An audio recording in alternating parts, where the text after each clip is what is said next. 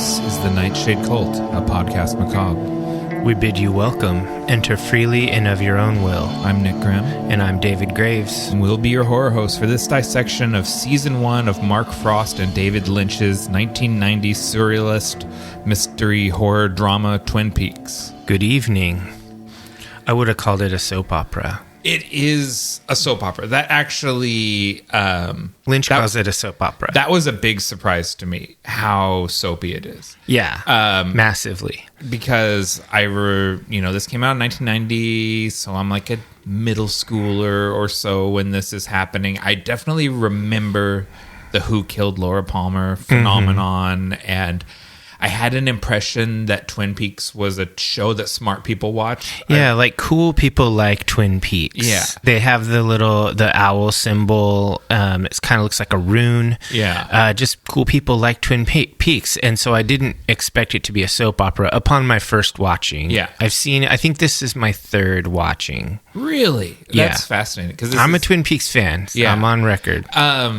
I had never seen this. I've seen other David Lynch stuff. I was just sort of we should say tragically David Lynch passed away several days ago, which is what led us to we did this. We did a hard left and decided that we have to homage David Lynch, and we've talked about Twin Peaks in the past. Our very first episode we ever did of our old podcast, that we ever podcasted was a David Lynch's Dune. So we're longtime fans and enthusiasts for his work. So I think that this is a good one to do. Yeah, and I had never watched it, and I had been Cultist Megan had posted some Halloween ago a picture of her dressed as the log lady. Nice. And I commented on it, and she credited me with getting her into the series. And I was like, I've never watched this series before. And she's like, you bought me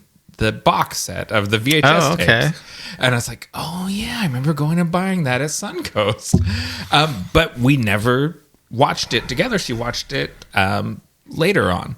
Yeah. And I've just never gotten around to watching it. I remember planning on watching it, but it's just been a blank spot. Yeah, this is one of those series that if you're a person, I don't know how old you had to be really into this. I think middle to older Gen X people are super into this. Yeah. We were a bit young when it came out to get into kind of a heavy mystery drama, like crime dramedy. I don't know. Yeah, it just I think it started airing on Friday nights, and then they moved it to Saturday in the second season, which harmed it badly. Yeah. And it was just not... I mean, I think I'm still watching TGIF. I'm sure at that point I'm watching Family Matters and Full House on my Friday nights. I'm not watching this. Yeah, for sure. At that age, I have no idea what I was watching. So Cousin Balky and Cousin Larry, that sort of thing. I'm super stoked that we're doing this one. I went and I listened to the audiobook of The Secret History of Twin Peaks. And that's written by Frost, right? Yeah, Frost wrote it, and it's in universe. It's not a making of. Yeah. It's like his notes about the setting. Like if you're a writer and you're creating a setting for your novel or whatever, and you want to have deep roots that you can mentally reference and occasionally bring up, this is a full explanation of the deep roots of this setting, and it goes all the way back to Lewis and Clark times. Yeah. And it's crazy. And then I went the other way and listened to the audiobook of David Lynch's biography / memoir. Is it Lynch on Lynch? Is that it? It's no, it is Room to Dream. Oh, okay. Yeah. Because we go to our lanes. And you're very much more, you're plot focused and writer focused. And I'm like, what makes this guy tick? I want to get into the director's head. Yeah, I was absolutely blown away by the creativity of it. Mark Frost is a great writer. He's very good. I thought that this would be boring, just sort of like a chronological log of weird things happening in the town. Not just in the town, but about people who have connections, and it all kind of circles around. It actually reminds me of Neil Stephenson's book Cryptonomicon, which is a classic. It's really, really good book. And this kind of reminds me of that, how it's like, it's about history, but it's about like a weird history, like a real weird parallel pseudo history. And since I'm a history guy, I really like it. That sort of thing really, really appeals to me. There's also an official diary of Laura Palmer. Yeah, I saw that. Yeah. I didn't read it. Yeah. That might, maybe around, if we get to the Fire Walk with Me movie, maybe that's the time to dig into that. Oh, we'll get to it. We'll get to it. Yeah. So I suggested doing all of Twin Peaks as 3 episodes, just a little peek behind the curtain, Cultists. And I'm realizing now that it's at least 4. I don't see how we get it all into 3. It might be. It might be. Because The Return is sort of its own thing, and Fire Walk with Me is a prequel. Yeah. But The Return is 18 episodes. Yeah, and supposedly season 1 and season 3 are the best things. It's better than season 2 and better than Fire Walk with Me, which I've seen, but it was so long ago and my terrible memory. Yeah. So it's like I get to experience things many times. Fire Walk with Me, I think in kind of classic Lynch style, was hated at the time and has become a cult classic in the intervening years.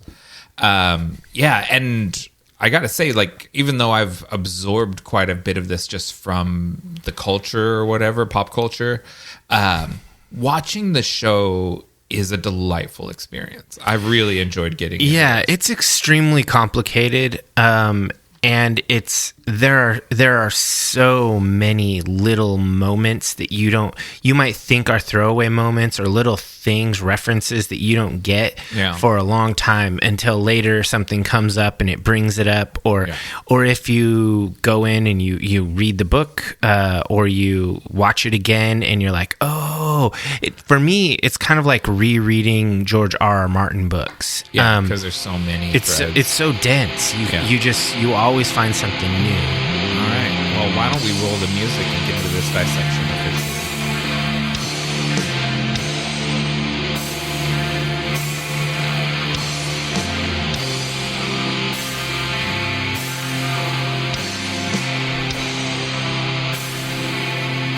The murder of a young woman brings an FBI special agent to a quiet Pacific Northwest mill town to investigate. He soon discovers that the young lady was leading a mysterious double life and that she wasn't the only person in town with secrets to hide. If only it were that simple. I mean, it's all true. Like that's the crux of it. Yeah. One of the really interesting things about the writing and storytelling of this show is how Lynch and Frost, or Frost and Lynch, changed things sort of on the fly as they went. Yeah. They didn't have this perfectly plotted beginning to end. They had done the writing groundwork to create the setting and the core fundamental plot, but it was supposed to be, the pilot is a movie that it could have just been a Saturday afternoon movie that they sold as a one-off. Yeah, and that was for ABC to greenlight the pilot. That was one of the stipulations. It needed to be also able to be marketed as a feature-length film in Europe, and there is a feature-length episode or version of the episode available overseas that has more of the Red Room stuff in it. And it was made for a theatrical audience. And so, this was for ABC. It was the highest rated movie on ABC that whole year. And this was an interesting series because it was made, they had the pilot, but they made the whole season 1 for $10 million. Yeah. And that's pretty low. Low considering the production values they have here. It's really, really well done. and it was done pretty damn cheap. And then most of their episodes are, they're chilling somewhere near or just below 20 million viewers in primetime, which at the time was pretty legit. Yes, it was a big success. This was a hugely successful show, which no one really expected it to be. It was a mid-season replacement, and it was just supposed to be something to fill out the rest of the season for something that had tanked and they were pulling. Yeah, and it's really interesting how it took off because it's a genre bender. It totally on the surface, it looks kind of like a crime drama murder mystery, but you get these weird kind of surrealist moments, almost horror moments, tons of like thriller, atmospheric mystery moments. It's and then of course, like we said before, soap opera moments. Yeah, lots of romances and double crosses and affairs. So Mark Frost, he's a television writer. He's coming off of Hill Street Blues, and he wrote a screenplay for a Marilyn Monroe movie that David Lynch was interested in directing. That was about her mysterious death and how not the Kennedys were involved in that. Yeah, they wanted to try to. It's sort of like one of those what if alternate histories, or possibly a true history of what actually happened. Marilyn Monroe was silenced because she got too close and knew too much, and that idea sort of became Who Killed Laura Palmer. Yeah, it is interesting how that kind of spins into this. And she's the beloved prom queen, the only daughter of a influential lawyer in town.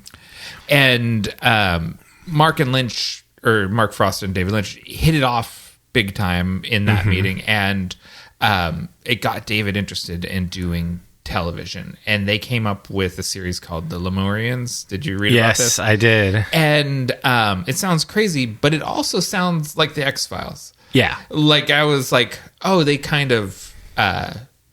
this is directly responsible for the X-Files, because I think... obviously that pitch was passed on by ABC, but someone over at Fox was sort of like, I can work with that. Like, that's an interesting idea. Yeah, I don't think there would have ever been an X-Files if there hadn't been Twin Peaks. I definitely think that this paved a lot of way and showed that the public had an appetite for weird shit. Yeah, and a lot, like, the way that TV is structured now borrows a lot from this. Yeah, especially this first season. Yeah, in 1990, there weren't a lot of shows out there that were serialized, that were sequential in nature, not episodic, where each episode stands alone. You do the proverbial put all the toys back in the box at the end, so you can start over in the next episode. The kind of the original Star Trek formula.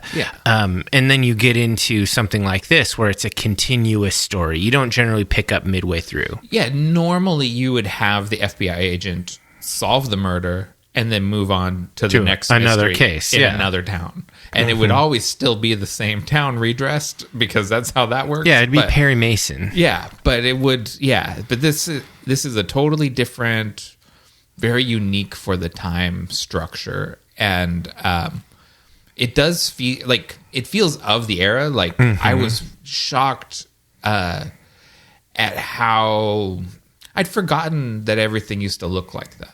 Oh yeah, you know what I mean? Sure. Like, we've been kind of, as the Pacific Northwest, people have moved up from down south and from all over the country, and the regional culture has homogenized in a lot of ways. Oh yeah, the internet has also been highly responsible for that. True, yeah. And watching this with its very distinct Northwest character, but it's an older Northwest that I'd sort of forgotten about.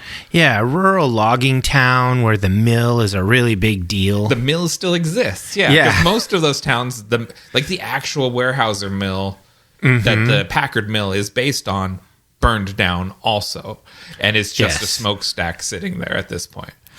Yeah, this is, if you haven't watched the show Cultists, this is set in northeastern Washington. It's like 5 or 10 miles from the Canadian border, and it's not far from Idaho either. It's really up there. Which is weird because it is not like Eastern Washington. It's definitely like Western Washington. If you look at the place, it looks like it's on the Olympic Peninsula. Yeah. Or somewhere up in the Cascades. Mm-hmm. Yeah, the interior of the Great Northern is a place that is in the peninsula. The exterior is in either North Bend or Snoqualmie. Yeah. Most of the stuff is filmed in those sort of 3 towns in the Snoqualmie Valley. Yeah, it's an interesting setting that I don't think anybody knew that they were really wanting to find a show set in a really a rural forested town. But I love how Agent Dale Cooper he's the outsider who we get to experience the setting through his eyes, essentially. Yeah. And so he's just marveling at it. Yeah, he comes in there and it could be like a total fish out of water sort of thing. Like, we're very familiar with that formula, right? Of the city slicker that comes into the rural town and he's like too cool for it and all of that. And Miguel Ferrer's character is absolutely is like that. But the city slicker FBI agent and the country cop have to learn how to work together. Yeah. That is not at all the case between Special Agent Dale Cooper and Sheriff Harry S. Truman. Yeah. They're instant best friends. Like, the minute they meet each other, they're like, I like everything about you. Like, yeah, it's like stepbrothers, Yeah. Did we just become best friends? They do. Yep. They become best friends, and it's so weird how, like, Cooper is just so enchanted by the sort of small town Washington. He's absolutely in love with it. He wants to buy property. He wants to buy property and retire there. Yeah, and he expects it'll be very reasonably priced. Yeah. Not anymore, but it would have been then. Oh, God, no. Actually, if you really are up in the northwestern Washington in the Okanagan, you can get some reasonably priced property. Yeah. But not on the Olympic Peninsula. That's not happening anymore. And so, anyways, we always go over the writers. So we said it's written primarily by Mark Frost and David Lynch. They have a very interesting chemistry with each other. David is someone that writes longhand, and Mark Frost is the more skilled typist. So it's the situation where David Lynch would sit on the chaise lounge, like in a psychiatrist's office, and kind of rattle off ideas, and Mark Frost would type it up and sort of fit it into television scripts. Yeah, it definitely, watching some interviews with both of these guys, it does feel like David Lynch is really kind of a visionary idea guy, kind of avant-garde, and Mark Frost is very practical, and he's a planner, plotter kind of guy. Yeah. He understands how to craft a television script. Yeah. Whereas David Lynch is chasing a way to capture dream imagery on screen. Absolutely. Like he does, I mean, sort of with regard to themes and directing and all of that, we get heavy Lynch vibes. Yeah. There's dream logic and kind of weird, almost hallucination style things. Yeah, people visions. have visions. Yeah. It's definitely weird. And in the back history of this place, that's normal. The native tribe, they said it in the book. They said it. This is the original being driven off and put on a reservation where the Nez Perce natives were. Okay. And supposedly, of course, this is all fiction. Yeah. They revered the heart of the forest place, and there's all these kind of myths surrounding it. And Meriwether Lewis had some experiences there, and there are missing parts of his diary. There's a 13-day span. This is real. There's actually a 13-day span where him and Clark separated when they were at this sort of northern part near the Columbia, where Clark was making canoes with with the men, and Lewis was off with some native people doing some stuff, and there's no writings from Lewis at all during that time. He just goes walkabout, and we don't know what happened. It's totally blank. And so, of course, Mark Frost fills it in. He has like a pseudo-religious experience, and there's like some spiritual stuff, and then there's private correspondence between him and Jefferson about crazy stuff. And so, like, this kind of goes back, and it all is, it's not accidentally weird. Yeah. It's been weird. It has been weird. And that is the sort of feeling you get from the show, is that there's this veneer, like a golly gee sort of 1950s veneer over the whole town. But it is hiding all sorts of, a lot of darkness, but also just illicit activity and shady activity. Oh, absolutely. Yeah. There's definitely they intentionally wrote in there that it has like a very retro vibe on the surface. Like, especially you look at the way people dress, like Audrey Horne's outfits, like that stuff could have been in Mad Men, right? Well, yeah, like bobby socks and saddle shoes. Like, and she's very of that turn of the century, or not turn, mid-century. And the motorcycles that the guys ride and stuff are all these old bobbers and stuff. Yeah. But really there's all sorts of like 80s style crime, like coke running across the border. It's all under the surface. And Bobby is one of the only young people that dresses like a 90s kid. That kind of stuck out to me. Like, Bobby looks like he is a Pacific Northwest kid in the 90s. Yeah, he has like a leather jacket, and he wears high tops, and he just kind of looks... flannel tied around his waist. And he definitely looks like he belongs. Yeah. Like, when I first saw Bobby, I was like, okay, he's the cool guy. Yeah. Turns out he's a dick. But, he does look cool. He does look cool. Yeah. And so Mark and Frost and David Lynch wrote the majority of the season, with just a couple other credits. Harley Payton wrote episodes 4 and 7, and Robert Ingalls wrote episode 5. Crucially, David Lynch directed the pilot and episode 3, and then took off to go make the movie Wild at Heart. And other people directed the rest of them. Yeah, he doesn't seem like a super follow through guy. Like he has all these cool ideas, and then he just kind of he's got to chase the muse and go after the next idea.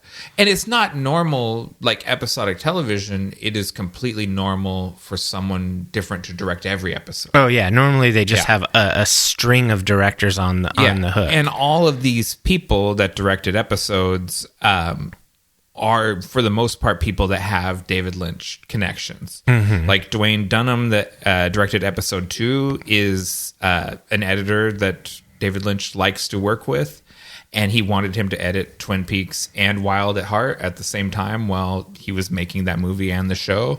And he's like, that's impossible. I can't edit a TV show and a feature film at the same time. Yeah. And he's like, well, figure out how to do it, because I need you to be the guy to do it. And he goes, I'll do it if I can direct episodes. And he's like, sold. We need people to direct episodes. Yeah. Well, and Mark Frost directs a couple of episodes solo. Yeah, he does episode 8.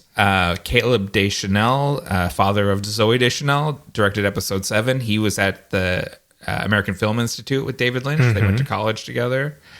Tina Rathbone did episode 4.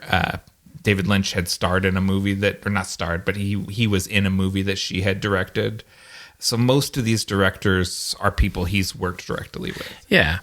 So it's not like it was just randos from the studio. It's not just guild people getting their hours. Yeah. It's hand selected directors that David Lynch trusts. Yeah, one of the sort of changing gears, talking about a little bit more about the writing that really kind of struck me here, that I felt was like wildly influential, was the way that the dialogue was written. Yeah. It feels very like pitter patter, like Mallrats or Clerks, or whatever. There's so many shows that have this. The dialogue is crafted. It doesn't feel like that's the way normal people talk. No, it's just that's the way Twin Peaks sounds. Yes, it's extremely honed, like the idiosyncratic speech patterns of each character. And you're totally right to call out Kevin Smith. And I was listening to the Fat Man Beyond podcast episode kind of immediately after David Lynch had passed away. Yeah. And he talked about what an influence David Lynch was on his writing. So that's an absolute perfect call out.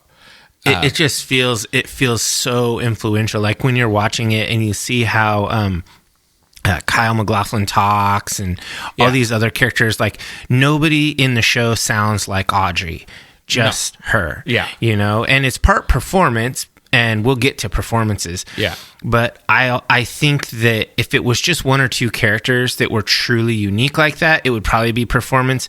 But in this case, I really feel like that was like hyper intentional. Yeah, and they talk about in the book, there's certain characters that Mark Frost had the voice of, and there's certain characters that David Lynch had the voice of.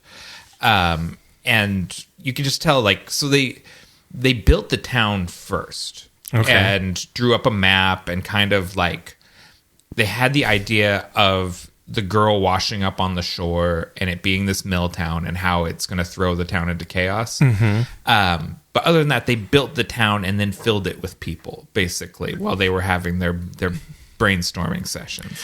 Yeah, and there's this whole like history in this city in this little tiny town where you have the Packards and the Martells, and they have this long history and how there was like a fall from grace and there's all this stuff, and then the I need to listen to that book too. And then the Horns come in and they set up the like a first class shopping center, the likes of which you can't get anywhere closer than Seattle or and it's they really, this town has roots, and every character that feels a little odd, like Bobby's dad, like just random military guy. The U.S. He's the Air Force. He's an Air Force major doing something top secret. Yeah, and that's all explained. And it's really interesting. So, like,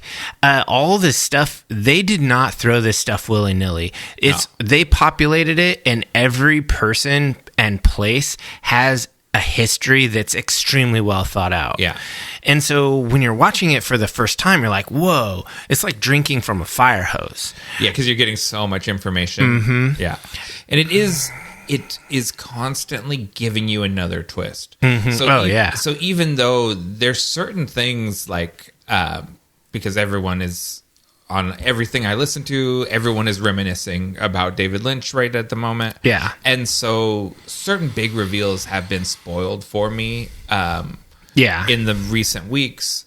But still, even though I kind of know what's coming, I still have no idea what's coming on so many of the other plots. Oh, yeah. And I'm constantly like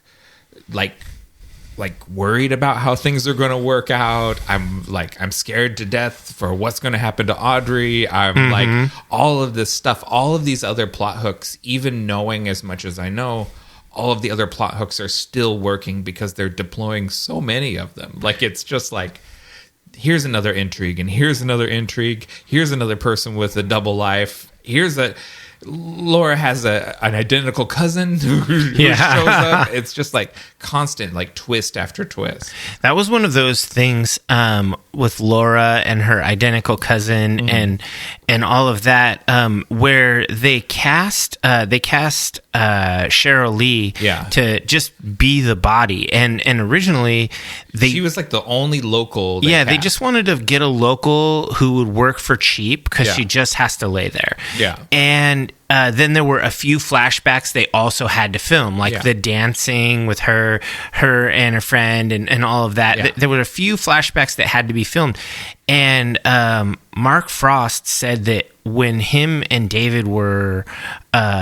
I'm familiar with him now. Yeah, I know. Me and Lynch are buddies. I've been listening to him tell me his life story for the last week, so I feel very close. It's like when Lynch and Frost were reviewing the footage of her scenes and all of that, they both just kind of looked at each other and were like, "This girl, she's got some kind of magic. Yeah. And they were like, yeah, so we're expanding this role. There will be more flashbacks. Yeah. Significantly more. And we're going to bring in her cousin, which she will also play, but with black hair. Yeah.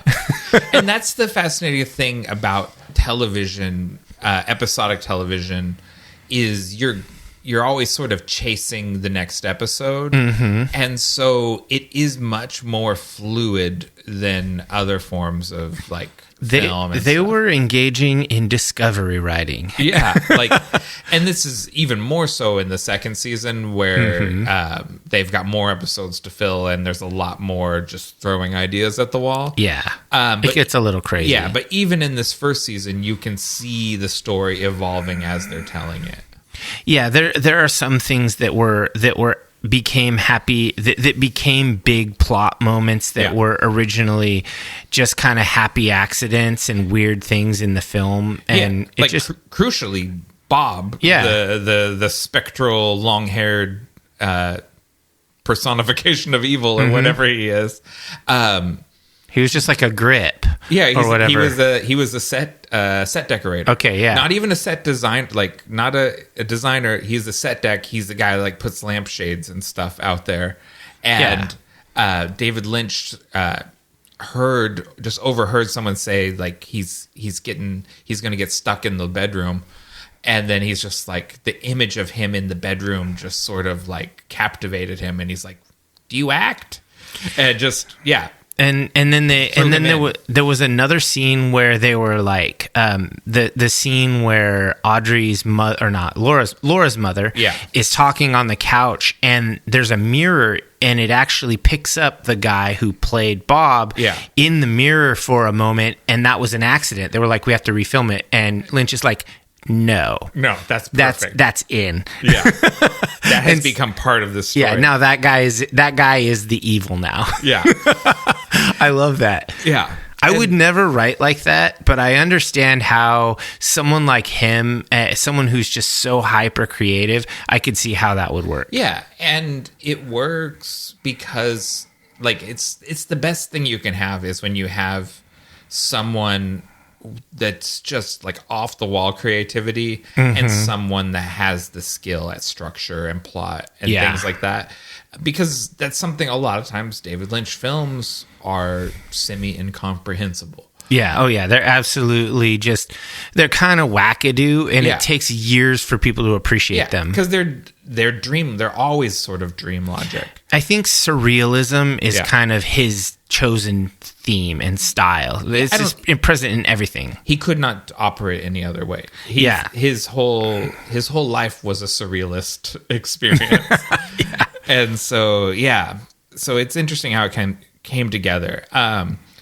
Talking about themes, I've got duality. Everyone has some sort of dual nature in this. Very few people are exactly what they appear to be. I think maybe Agent Dale Cooper is not really more than he seems. He's pretty straight up. Dale Cooper is, like we mentioned Kevin Smith, Dale Cooper is the guy that David Lynch speaks through. He just speaks in Lynchisms. Whenever David Lynch is like, he's like, I've become fascinated with the plight of the Tibetan people. Throw that in there. He's going to give a whole monologue about the country of Tibet. Yeah. And it's just, he speaks for David Lynch in the show. I read some stuff, speaking of how he speaks like Lynch and how he does that sort of thing. I read some stuff about how this was one of the early examples of someone who is coded on the autism spectrum. Oh, for sure. It's not explicitly stated because that really wasn't a thing that people talked about very much, because Asperger's was a term that was used at the time, but we don't use that term because it's for Nazi scientists. But really, Dale Cooper was one, like, he was depicted as very much on the spectrum. He's very habit heavy. He's very analytical. He's hyper focused on details. He does not communicate well with other people.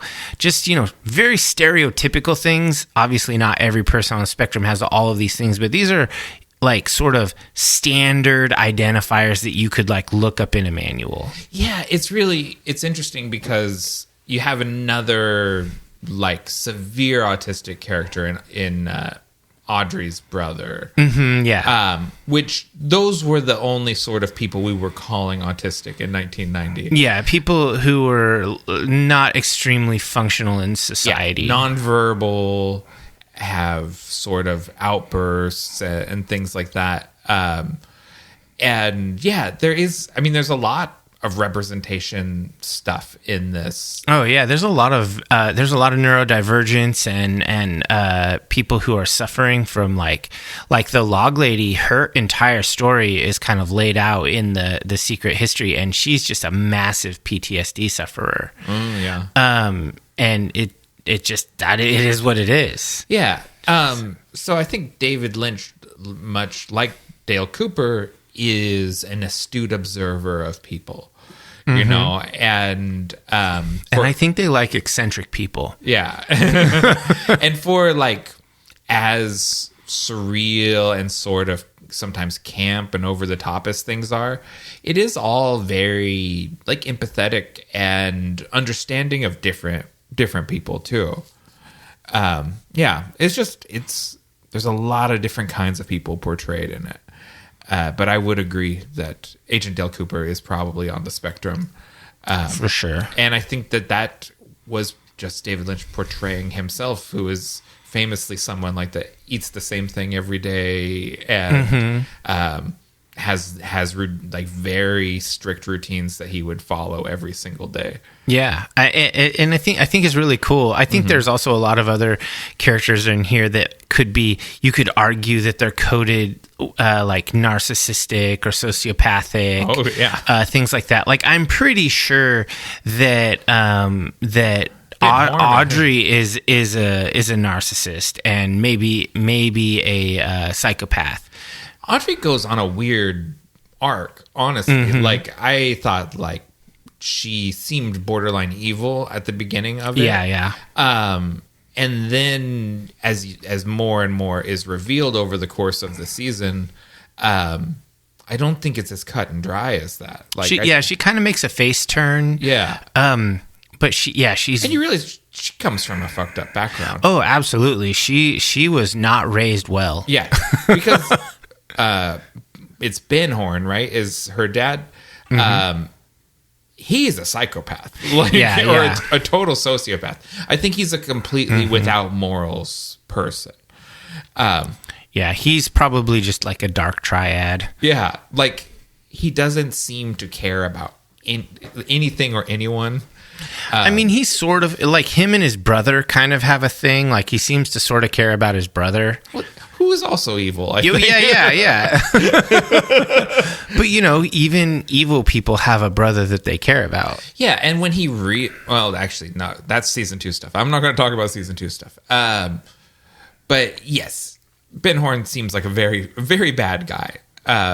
Problem is he the worst person in town? There's some very bad people in this town. And so if you haven't watched the series, this probably doesn't make a ton of sense, but basically Ben Horn owns this giant hotel and he also owns the big shopping center in town. They're hyper rich. Yeah. And they're trying to get the land that the mill owns so that they can build a big, huge housing development like McMansions. Yeah. It's a whole thing that he's going for specifically Scandinavian investors for some reason.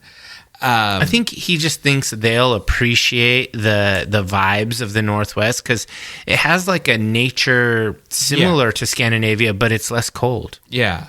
And it's interesting, and this is probably something covered in that book that you've been talking about, how it used to be a mill town where the Packard Mill was the main thing. Yeah. And slowly but surely the Horns have gobbled up the economy of the town. Yeah, the shadow economy. The mill has waned in its influence throughout the years, just like they all do in the real world. Yeah.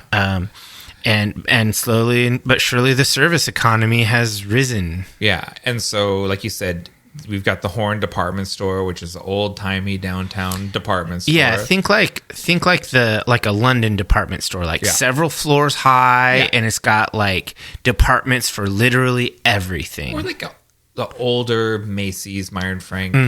That's a Portland thing. Nordstrom's, any of those stores that had a tower, of different levels. And then he owns the Lodge, which is a big tourism thing there. And then across the border, he owns the One-Eyed Jack, too. Yes. Which is the casino/brothel in lawless Canada. Yeah, I think it's hilarious that Canada is the lawless place. They have always been sort of more libertarian than Washington. That's true. Lower drinking age and all of that. I can see it.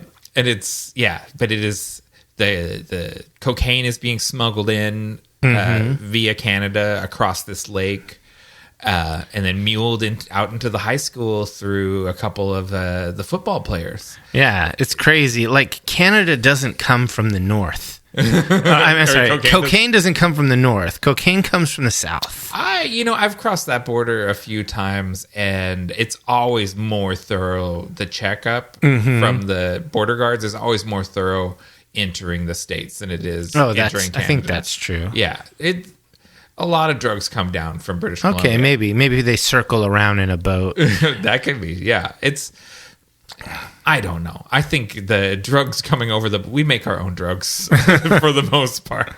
Oh yeah. So I mean, the last thing I would throw out there for the storytelling section that we would be remiss if we didn't bring up was symbolism. Oh yeah. This whole show is just rife with symbolism. The colors of things, the actual literal symbols all everywhere, and it's just, this show is crazy in how things represent other things all the time. And there's like this whole idea that there's 3 elements going on. There's like fire, water, and wood are the 3 big elements of the show. And it's just everything in here kind of has another level to it, another layer. Yeah. And speaking of layers, one of the other things is the hidden darkness between small town nice is something I had for a theme, which that's a reoccurring Lynch theme in Blue Velvet or a lot of his movies. He does that. Everything's peachy keen on the top, but it's hiding something underneath. It's hiding darkness. Yeah. All right. You want to move on to visuals? Yeah. How the show looks? I think that's a good segue since you're talking about symbols. Yeah. The cinematography was by Ron Garcia for the pilot, and then Frank Byers for the series. It's a different frame rate than a cinematic movie, but it is composed cinematically. Like the shots are composed very cinematically, and everything is like deeply saturated colors. Like there's sort of a red tinge to the entire series. Yeah, the show looks really, really beautiful, but it looks like a show. It doesn't look like a movie. It looks like a show, and it's really beautiful. Like they use a lot of landscape shots, a lot of naturescapes. You never forget that this show is taking place in the middle of a lush forest. Yeah, it's impossible to forget. So it's more frames than a movie. A movie's typically 24 frames per second, and a TV show is 30 frames per second. Interesting. And so that's why there's just something like smoother about a TV show than there is about a movie. Like it's like more clear. Makes it look, but it doesn't look like it's on videotape like a soap opera. Yeah. But it just has a different look to it. Yeah, I really liked all of the settings, sort of the sets in this movie. Like there's so many iconic places. Like when you go there in the show, it feels like you know the place. Like I really like the police station. Like it feels like that's like a cozy workplace. Like you kind of know what everyone's about, and it's really familiar feeling. And that is now, I think it's called Dirtfish, and it's like a rally car school. Oh, okay. but the building is basically exactly the same. Like where Lucy's little desk is, there is still the reception area, and like it's so easy to look at footage, like pictures of that building now and see the show. Like they have not, except for it's got like, you know, like race car pictures. Yeah, a bunch of Subarus everywhere. Yeah, exactly. Yeah, and it's but otherwise it looks very much just like the police station. And I also really like the RR Diner. Like that looks like a place I'd like to go. Yeah, and that place looks exactly the same, other than the fact that it's called Tweeds instead of RR. Huh, what town is that in? That is in North Bend, I believe. Okay, that seems like that would be a fun place to go. Yeah, make a pilgrimage to North Bend. Yeah, it's not that. It's like 45 minutes outside Seattle, I think. It's nice. It's not that far, because everyone was staying at like a Red Lion Inn while they're filming this, and you can't make actors, you know, or you can, but it costs more to make them go far from the city and the airport. Yeah. So 45 minutes outside of Seattle is very effective. Yeah, that's definitely doable. And I think that this movie, it feels like a movie. This show, I think that one of the beautiful things about it is, like you mentioned before with the color palette, it feels like everything has, like there's so much rich brown all the time. You mentioned red and brown go together, but then that contrasts and is complemented so well by the constant green all the time in the background of every shot. You know that you have those Doug firs. Yeah, in the pilot, that's a big deal, the Doug firs. What kind of trees are these? Big, beautiful, majestic trees. Those would be Douglas firs, Agent Cooper. And he goes, Douglas firs. Like he's just so enchanted by all that. Yeah. And that is something, it is overwhelming when you come here. The sort of the majesty of the forest. And this does capture it really well, the look of the Pacific Northwest.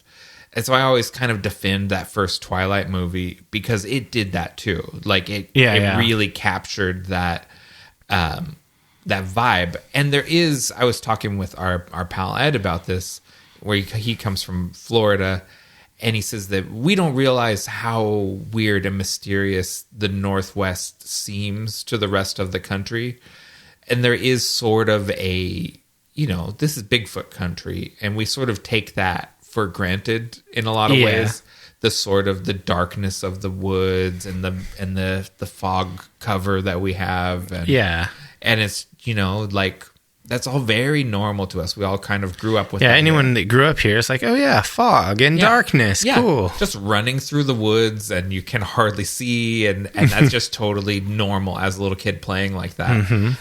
But when people come here from somewhere else, it's like, wow, it's heavy. Like you go out in the woods and it's dark as hell with the canopy of the trees over you. So yeah, it's interesting. It captures that very well. And David Lynch is crucially somewhat from the Pacific Northwest, born in Montana. Okay. But he grew up in Spokane and Boise. And Kyle MacLachlan is from Washington, also he's from Yakima. So they both have Northwest roots. I didn't know that Kyle Mack was from Yakistan. Yeah. They're both Northwesterners. It's part of their connection with each other, they say. Yeah, they had that creative connection for over a long period of time. Yeah.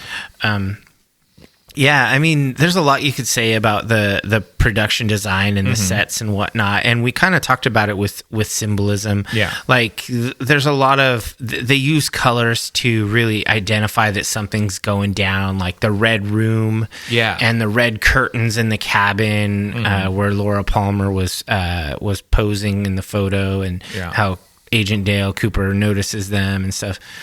It's just they use a lot of color, and they use a lot of visual tells rather than verbally telling you what's happening. Yeah, Patricia Norris was the production designer for the pilot and the costume designer for the pilot, and because they keep so much of that original design throughout the whole series, I'm prepared to give her a ton of credit for the look of this show. Yeah.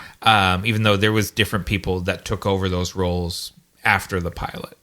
So I wonder why they chose to go with like 1950s and 60s style clothes for a lot of these characters. That's another Lynch thing. It's just a thing. He likes the old school. Yeah, he's very. What did in Room to Dream, the biographer explained it like the 20th century is a river flowing forward, and everything is caught in the river and will pool up together.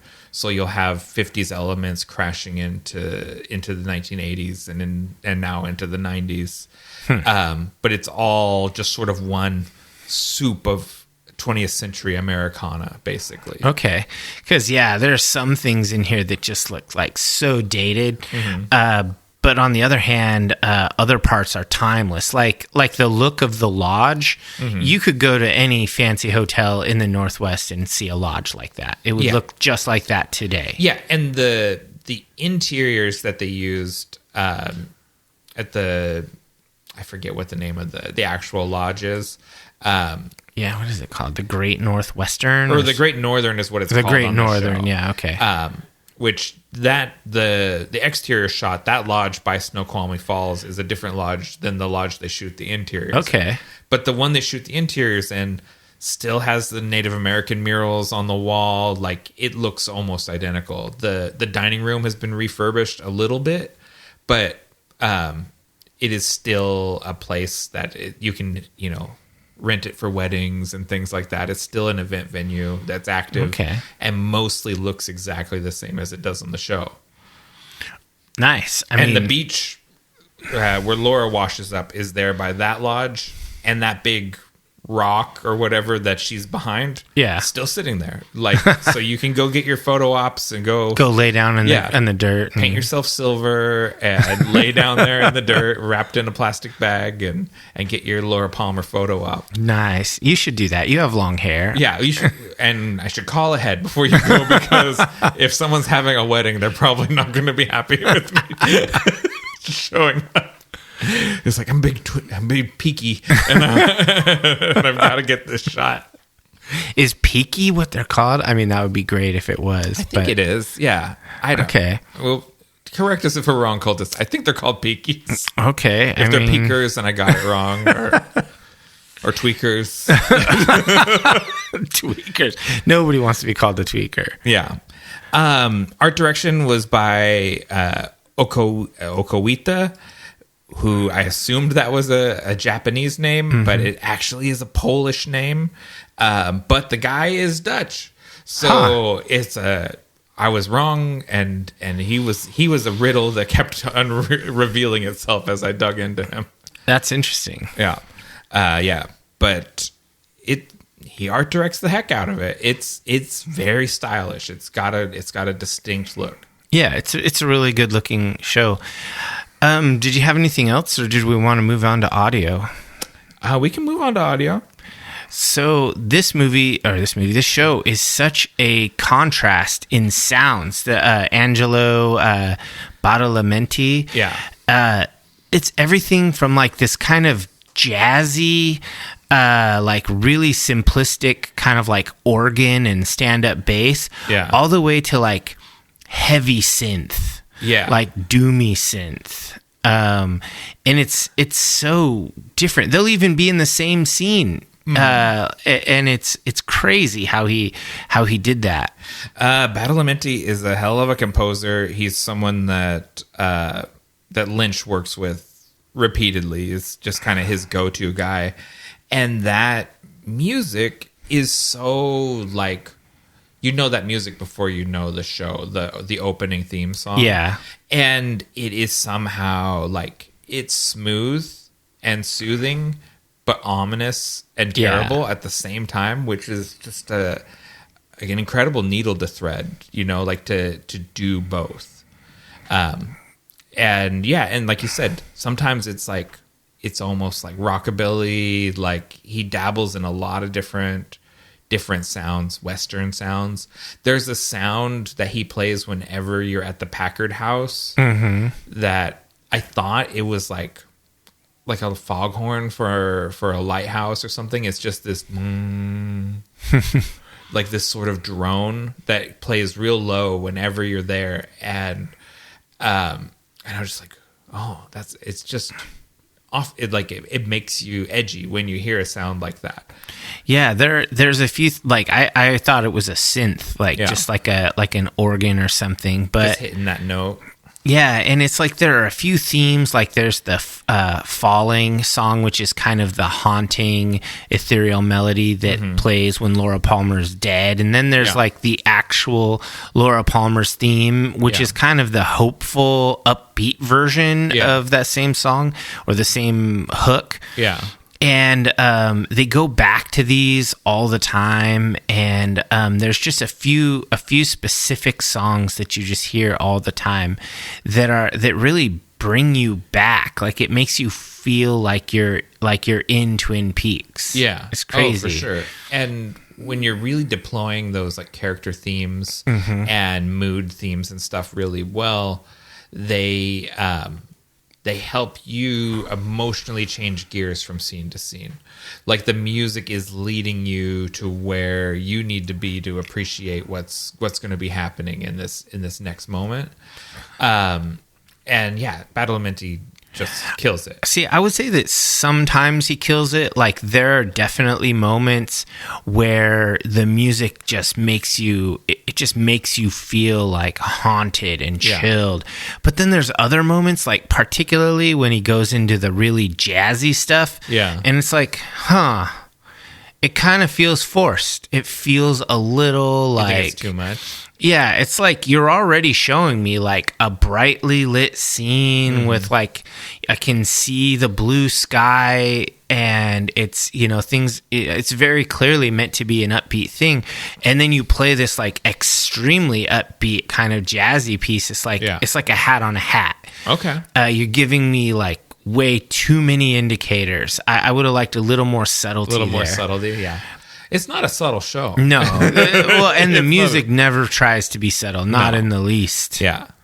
And then the sound designer is Douglas Murray on the pilot. And I feel like this is one of these cases where the sound design and the music are almost indistinguishable from each other. Like they're very intertwined. It's so music heavy. Like this show, you could not have it without the music. Yeah. It's so like fundamental to the show. It's like when you're really boiling down the recipe of what makes Twin Peaks, it's like Northwest vibes, surrealist weirdness, heavy music vibes. Yeah. I mean, that's kind of the show. Yeah. And then maybe drama would be the fourth. Yeah. Ridiculous drama and melodrama like on top of it. Yeah. So, I mean, I really like that. I think that there are some other things that kind of fall into the sound effects things. Yeah. But they may also just be sort of performance things, or I don't know. The way that certain people sound, they have extremely, like I say iconic, probably too much. They have extremely specific sounds, like the way they talk, like the log lady, the sound of her voice and the way that she speaks. It's like she is a prophet or some sort of like psychic or something. And my log has something to say. Yeah, it's extremely, it's like it's very, very specific. And then also you almost don't notice it because it's so pervasive, but whenever they're not inside, you hear the wind in the trees. Yeah. Just like all the time. Or the waterfall. Yeah, the waterfall and the wind in the trees, like, and I live near lots of wind and lots of trees. I hear that all the time at home, and so I'm listening to the show, and I mute it for a second. Okay, it's not here. That is always it's a funny thing to do. When you're like, is that sound in our room here? Am I like, is there a door open? Yeah, I really like the sound in this movie. A show, I keep calling it a movie. I really like the sound here, and I like 70% of the music, maybe 80% of the music. It's really strong, but sometimes the strong hits weird. Yeah, I think it is not always deployed appropriately. Is probably what I would say. It's not the composing. It's kind of sometimes you're like, that was a little weird. Like Yeah. That was excessive. Yeah. I wouldn't disagree with that. So I think we should get into the performances, because this is where we can kind of talk about all these characters and the crazy stuff. Holy smokes. This is a big cast. There's a million characters, and they're really important. That is the thing. It was like, I was going through it, and the way I think it was Wikipedia had it broken into 3 categories. Yeah. Of like the main stars of the show, and then the supporting characters, and then the reoccurring characters. Yeah. And it is a lot. Even when you delete the ones that are only in season 2, it's still a lot of people. Yeah, like I only have season 1 characters for the most part, I think. Yeah. But I mean, if we start off with Kyle MacLachlan and Special Agent Dale Cooper, he's the star of the show. He's on the poster. He's so freaking charming and sort of sweet and earnest, and it's in the same vein as his character in Blue Velvet in a way, but it's almost like this is the perfection of the Kyle MacLachlan, David Lynch synergy. Like this is their 3rd time working together, and they have it down pat at this point. Yeah, I was watching a YouTube video where Kyle MacLachlan's talking about his iconic roles or whatever, and he talks about this one and of course many others, but he says specifically he didn't know if he could like pull this off, and he's kind of feeling a little weird about it, and like how he wasn't sure it was gonna play out well. And ultimately David Lynch just said, just kind of sat down next to him and just said, it's gonna be great, you're excellent, this is gonna work out, you know what to do. And he coached him into doing more than he thought he could ever do. Yeah, which a lot of the actors will say that, like where they feel like they're going too big or like over the top, and David Lynch will be like, do you have one more in you? You can go bigger, it's like, I'm at the top. It's like, no, like, you've got more. That's a pretty good impression. Yeah. Before he died, I always was doing impressions of David Lynch. Yeah, he's quite a character in himself. Yeah, he's not in the show, but he's a character. He's in season 2. He's not in season 1. So the next character I got on mine is Michael Ontkeen, Sheriff Harry S. Truman. Yeah. He's the straight man to Dale Cooper's weird man. Yep. And he's like salt of the earth. Yeah. Easy to like. It's interesting. He's not totally a straight arrow. Like, I wouldn't normally in real life situation, I don't want the police to have an off the books vigilante group called the Bookhouse Boys. Yeah. That goes out and solves problems outside the law sometimes. We want the police to operate within the law. Yeah, transparency is good. Yeah. But in the world of the show, the Bookhouse Boys are not a terrifying vigilante group. They're a stabilizing force. Yeah, they're like a community watch. Yeah, and they are ethical people. Like we can trust them because they're written in a way that we can trust them because it's a fantasy. Yeah, and the Bookhouse Boys in like the history of the setting are not just like a vigilante group. They're literally kind of like a book club, like a intellectual group. Like they debate, they talk philosophy. Yeah, they've got their own clubhouse. They're like a fraternity. Yeah.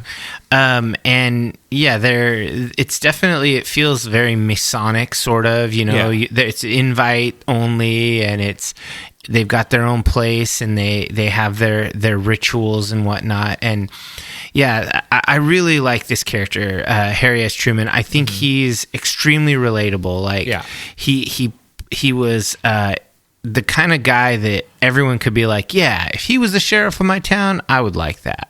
You would. He is the kind of guy you want to be sheriff. Like, he's never, and like, I would say both of them sort of, for the most part, displayed non-toxic masculinity really well. Like, you know, in the very first episode, the pilot, Dale Cooper says, you know, when the FBI comes in, the FBI is in charge. This is my investigation going forward. And a lot of times the locals have a problem with that. And he's like, not me. I have no problem with that. Basically, he just accepts it, never pushes back on it, and is never threatened by it. Yeah, he's still the sheriff. He's still got all the other things to take care of. Yeah. And he is, even if nominally Agent Dale Cooper is in charge of the investigation, the sheriff is still in charge of the whole town. Yeah. You know what I mean? The function. And he knows everybody and all the places. He's the keeper of wisdom, basically, that's explaining how everything works. Yeah, this show, at times is a buddy cop film about a country sheriff and a big city FBI guy, and it really works. But they never have friction with each other. No, they're buddies. They really... They're actual buddies. Yeah, they're not frenemies. Yeah, exactly. And I found that really refreshing because you just don't see that even in, you know, like 4, 8, however many Lethal Weapon movies there are. Yeah. Riggs and Murtaugh still brush up against each other. Like they still have friction all the way through. These two guys, no friction ever. Yeah, it's interesting because a lot of times like you read or you talk about writing and it's like, okay, conflict is story. Yeah. But sometimes you can't, like, if you're subverting an expectation, that is it's like that's like viewer or reader conflict. Like you expect these guys to have friction, but there's harmony, so that's subversion, which is its own kind of story. And I really like that. I love how they always will defer to the other one. When one of them is uncomfortable, they kind of look, and if one of them gives the other one the nod, like, no, this is fine. And he's like, okay, I trust you completely. You're my best friend. Yeah. These guys are great. So where do you want to go next? We got so many. Yeah. So my next one just on the list is Madchen Amick. Hopefully I said that right, as Shelley Johnson. Shelley works in the diner, and she is married to awful man Leo. Yeah, she dropped out of high school to marry Leo because he's a long haul trucker, and she's a homemaker. The house is like half built. There's like no insulation. I mean, you probably have known people that live like that, right? Where they're always renovating the house and living in it at the same time, and the renovations are not happening because both people work full time. I mean, I've known a couple people that had what I would consider extended renovations in their house that they were living in, but nothing like this. Like, it's semi-permanent. The house, nobody's working on it. The house is torn down to the studs, and nobody's fixing. She's washing her hair in the sink. Like it is very much they're living. The washing machine is outside. Like, they're living pretty rough, and he's gone running drugs and human trafficking out in the world. Yeah, Leo is like, they never paint him as anything more than just a complete piece of shit. It's Eric DeRay. They go hand in hand with each other, so it's hard to talk about one without. Well, and I mean, there's the third leg of that stool, which is the boy who's having an affair with Shelley, which is Bobby, right? Bobby Briggs, played by Dana Ashbrook. Yeah, and he's the high school football quarterback. He's got a nice car. He's the bad boy quarterback. Yeah, right. Where he has his high school football letter on his leather jacket. I thought that was a real. I've never ever in my life seen that at all. Put their football letter at like a back patch on the back in of the a middle of it at the top. It's like, whoa, dude. Yeah, and he's low key running cocaine for Leo. Yeah, and he had a side. Shelley is his side piece, but actually Laura Palmer was his main piece in public because she's the prom queen. Yeah, so he's just like, he is also kind of a dirtbag. Except for you find out that Laura also has multiple things going on. Laura, just because Laura also was not straight up doesn't mean that Bobby isn't trash, right? Yeah, they're all liars. It is fascinating the way this is revealed, because Bobby seems like such a shitbag when we first meet him, and he remains a douchebag as the show goes on. Through the entirety of season 1, he's a douchebag. But it is sort of revealed he's being coerced into this drug thing. He knew that his girlfriend was running around on him, but didn't really know the extent of it. So nothing he does is excusable. Like, he does he frames people for crimes.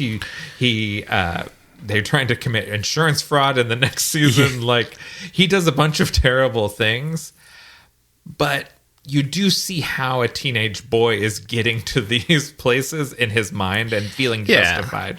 And I don't want to, not to get too like virtue signally or whatever, but basically, like, I don't care if people want to have many sexual partners or be promiscuous or polyamorous or whatever. Yeah. It's the fact that they're completely not honest about any of it, and they deceive everyone, and none of this is transparent, and there's violence and coercion. This is all like all the toxic worst versions of all of that shit. Yes. This is not. It's not that the town of Twin Peaks is just a bunch of swingers. Yeah, they're a polycule, and everyone's in the mix. It is not like that at all. No. Everyone is sneaking around. They're and doing aggressively pretending to be monogamous and not. Yeah. Like, none of them. Yeah, except for so far, Dale Cooper he's an ace. He is, and when Audrey shows up naked in his hotel room, he turns around. And he just talks her down. He does. He's like, he's a gentleman. I took an oath to uphold certain behavior, and this would not be appropriate. And he does. And and he knows that she's 18 years old. Yeah, she is legal. He knows that, but he knows the difference between legal and ethical.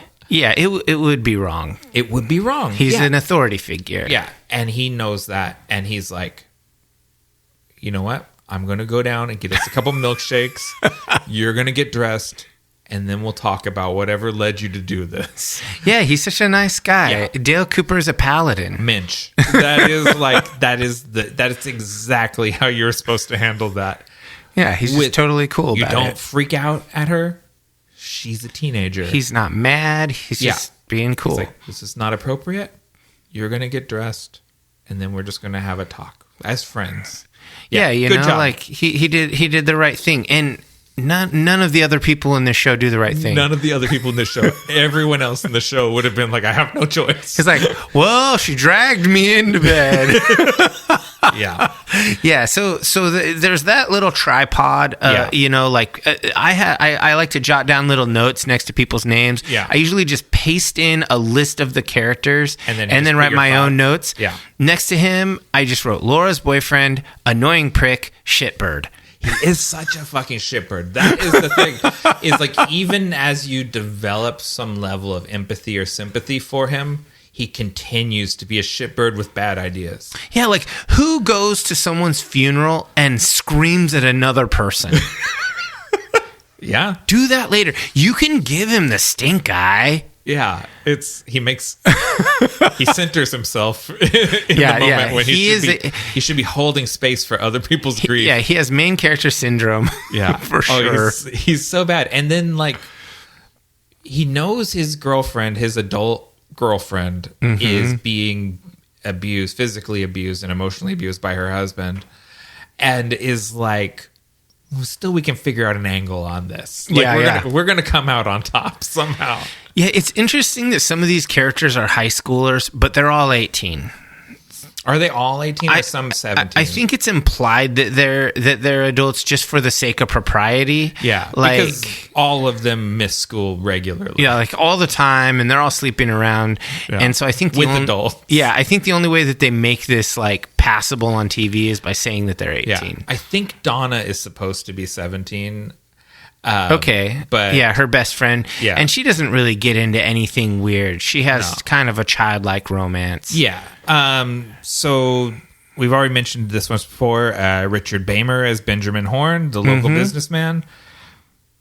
Who's total scumbag. Yeah, he's like a sociopath, owns the Great Northern Hotel, owns the shopping mall. His wife seems totally out of it. He has a mentally handicapped son who he basically keeps like in a room with a nanny. Yeah. And he never does anything, pays any attention with. He has this weird brother that he has kind of like crazy gallivanting adventures with, and then his weird narcissistic daughter that he neglects completely. Yeah, because everything she does is for his attention and approval. Yeah, she just wants to be loved. Because like she bungles his business deal because it's the only way he's going to pay attention to her. Like basically, she's just desperate for some sort of any attention is good attention. Any sort of adult male guidance or authority figure in her life. Yeah. He's a fucking awful person who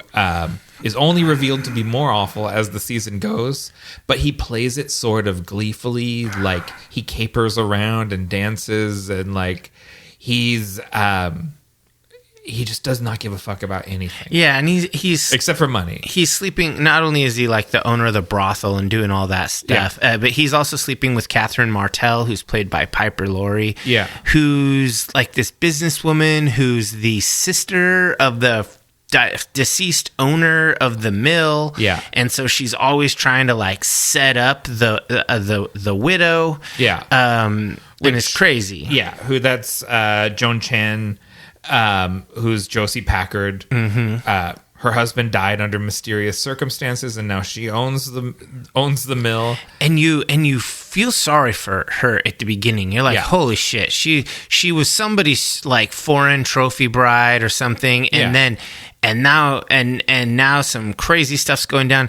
And as the series goes on, Josie's a snake. She's very terrible. She's also doing bad things. But she's fallen in love with the sheriff. Yeah. Who's a good guy. And it seems like, at least where we end things, it seems like by the time we end season 1 that she's maybe complicit in her husband's murder. Yeah, like most likely it seems she kind of hired what's Hank. His face? Hank, who is he has a long history with all these guys. He was on the high school football team.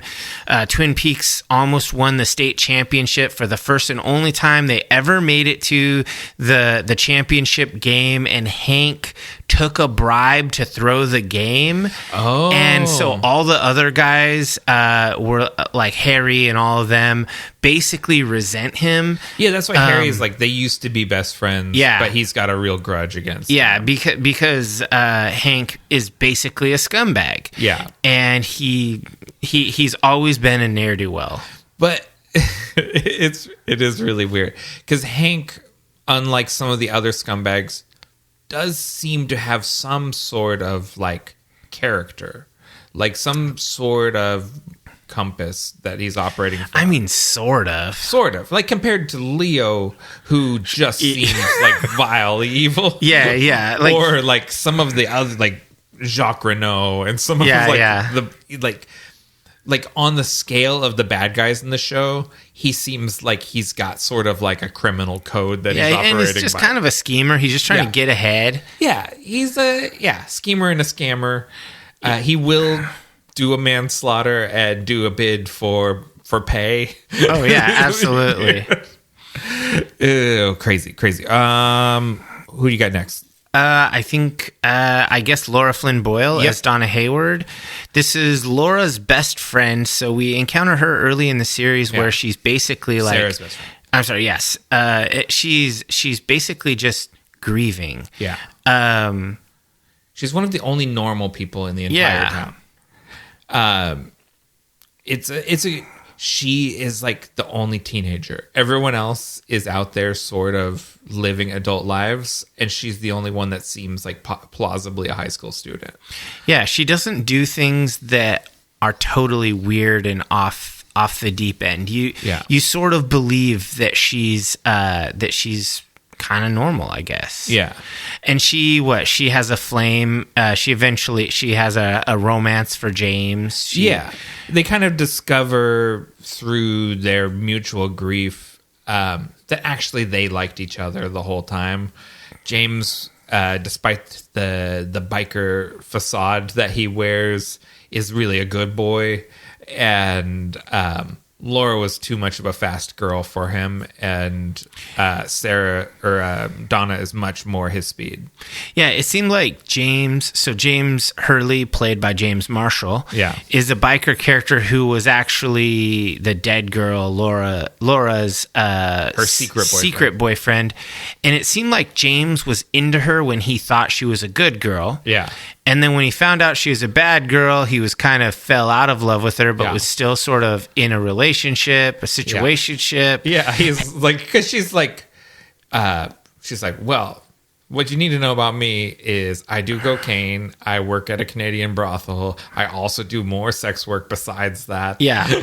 I'm living La Vida Loca. And I have a boyfriend who goes to high school. With you. Yeah. So and he never finds out, I think, that she's sleeping with her doctor or her psychiatrist. Oh, Dr. Jacoby? Yeah. Are they sleeping together, or is he just a really unprofessional therapist? I'm pretty sure that they get it on. I think that's if not explicit in the show, it's implied heavily in the Secret History book. Okay, I've got strong feelings about Dr. Jacoby, but I'm going to put the pin in that till we get to him in the list. Okay.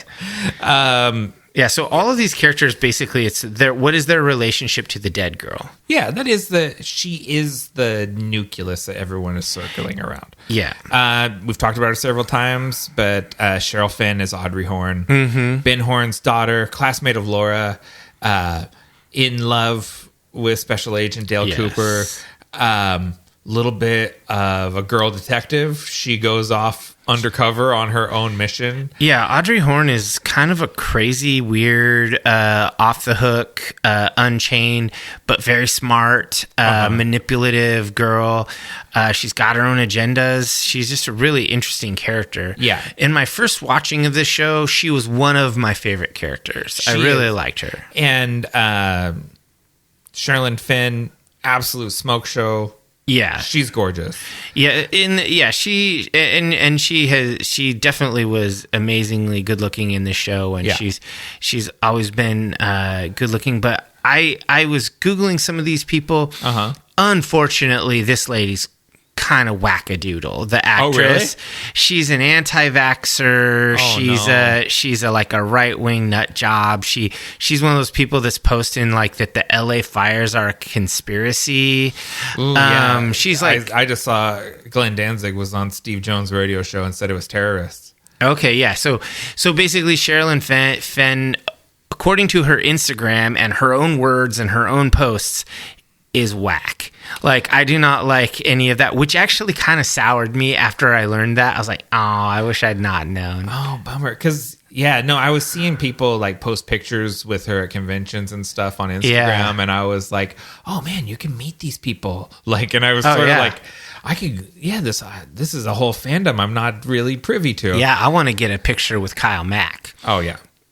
He's a hero. He's a delight on social media. Kyle Mack has never let us down. He has one of the best Instagrams around. Yeah, he's wonderful. Okay, so moving on from Audrey Horne, problematic girl detective, and into Warren Frost as Dr. Will Hayward. Yeah, this is Donna's father, and he's the town doc.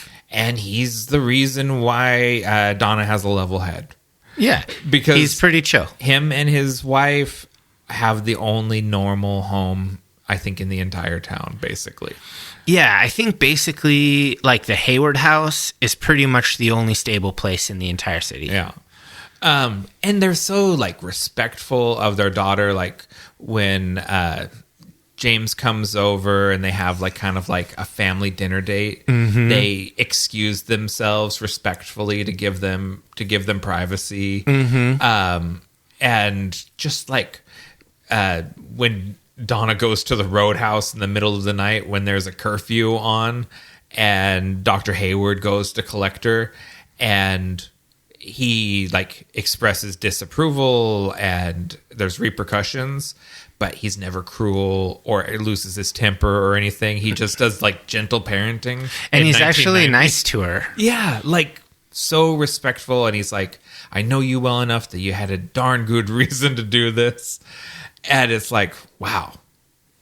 Good parenting. Dr. Hayward, A+. Another good egg in this crazy town. Yeah, he's one of those guys. He's like the sheriff. You're like, yeah, he could be my doctor. Yeah. And he's like, he's everyone's doctor. Like, he's this guy that's privy to everything, but he's not, he doesn't gossip about people. He keeps everything zipped up. Yeah. Yeah, he's doing a good job. He's doing a good job. He's very professional. Peggy Lipton is Norma Jennings, owner of the Double R Diner. Yeah, so Peggy Lipton does. I mean, she's also a very beautiful lady and really, really great character. Yeah. This character is really interesting because she's a businesswoman. She owns the diner. Yeah. She inherited it from her father, who passed, and her husband Hank is in the clink. Yeah. And she seems to not love him anymore.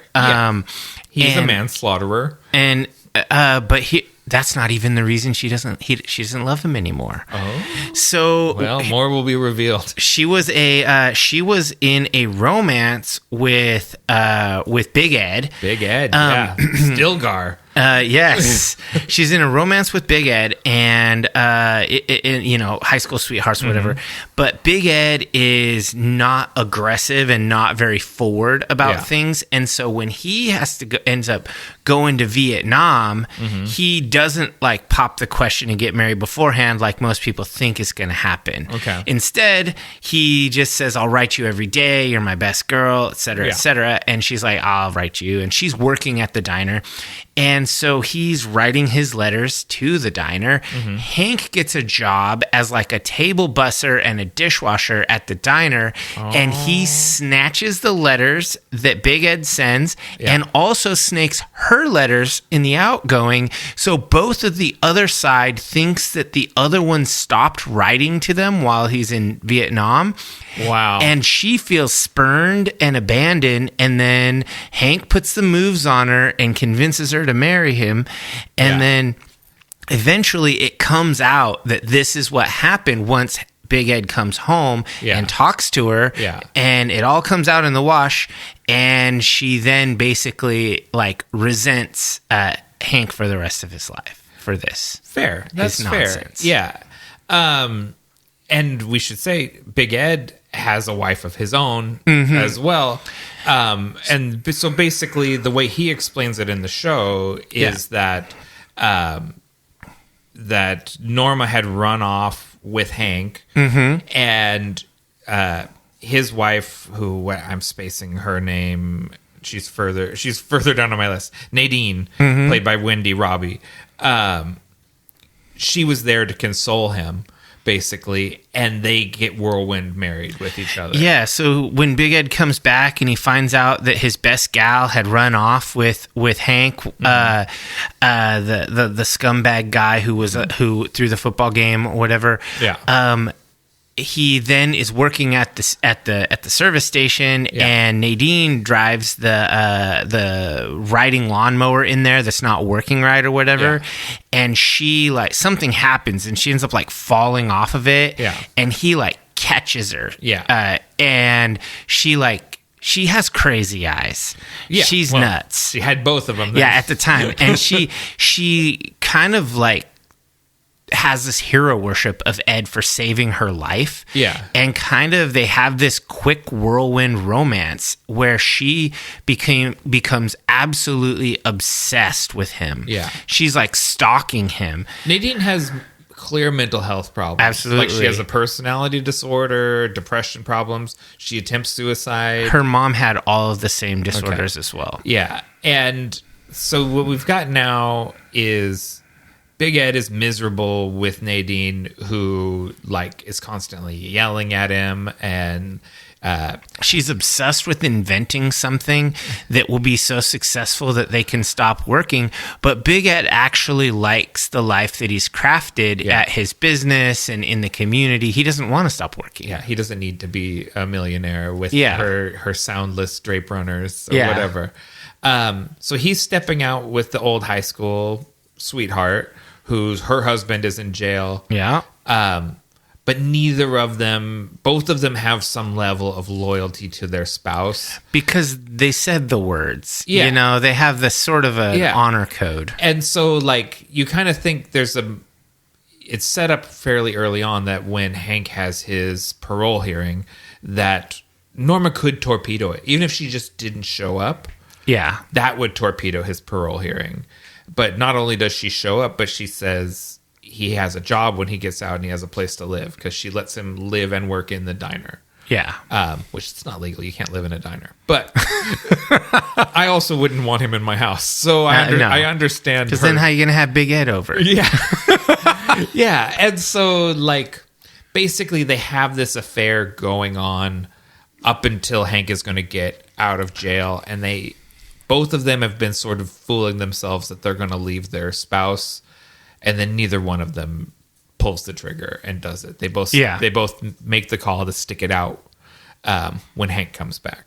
Yeah, and I mean, I don't know if we mentioned who plays Big Ed, but Ed Hurley is played by Everett McGill, and he's James's uncle and kind of pseudo parent. Yeah, because James's parents are out of the picture. Yeah, his dad fucked off, and mom is a boozer, I think is sort of how it's explained.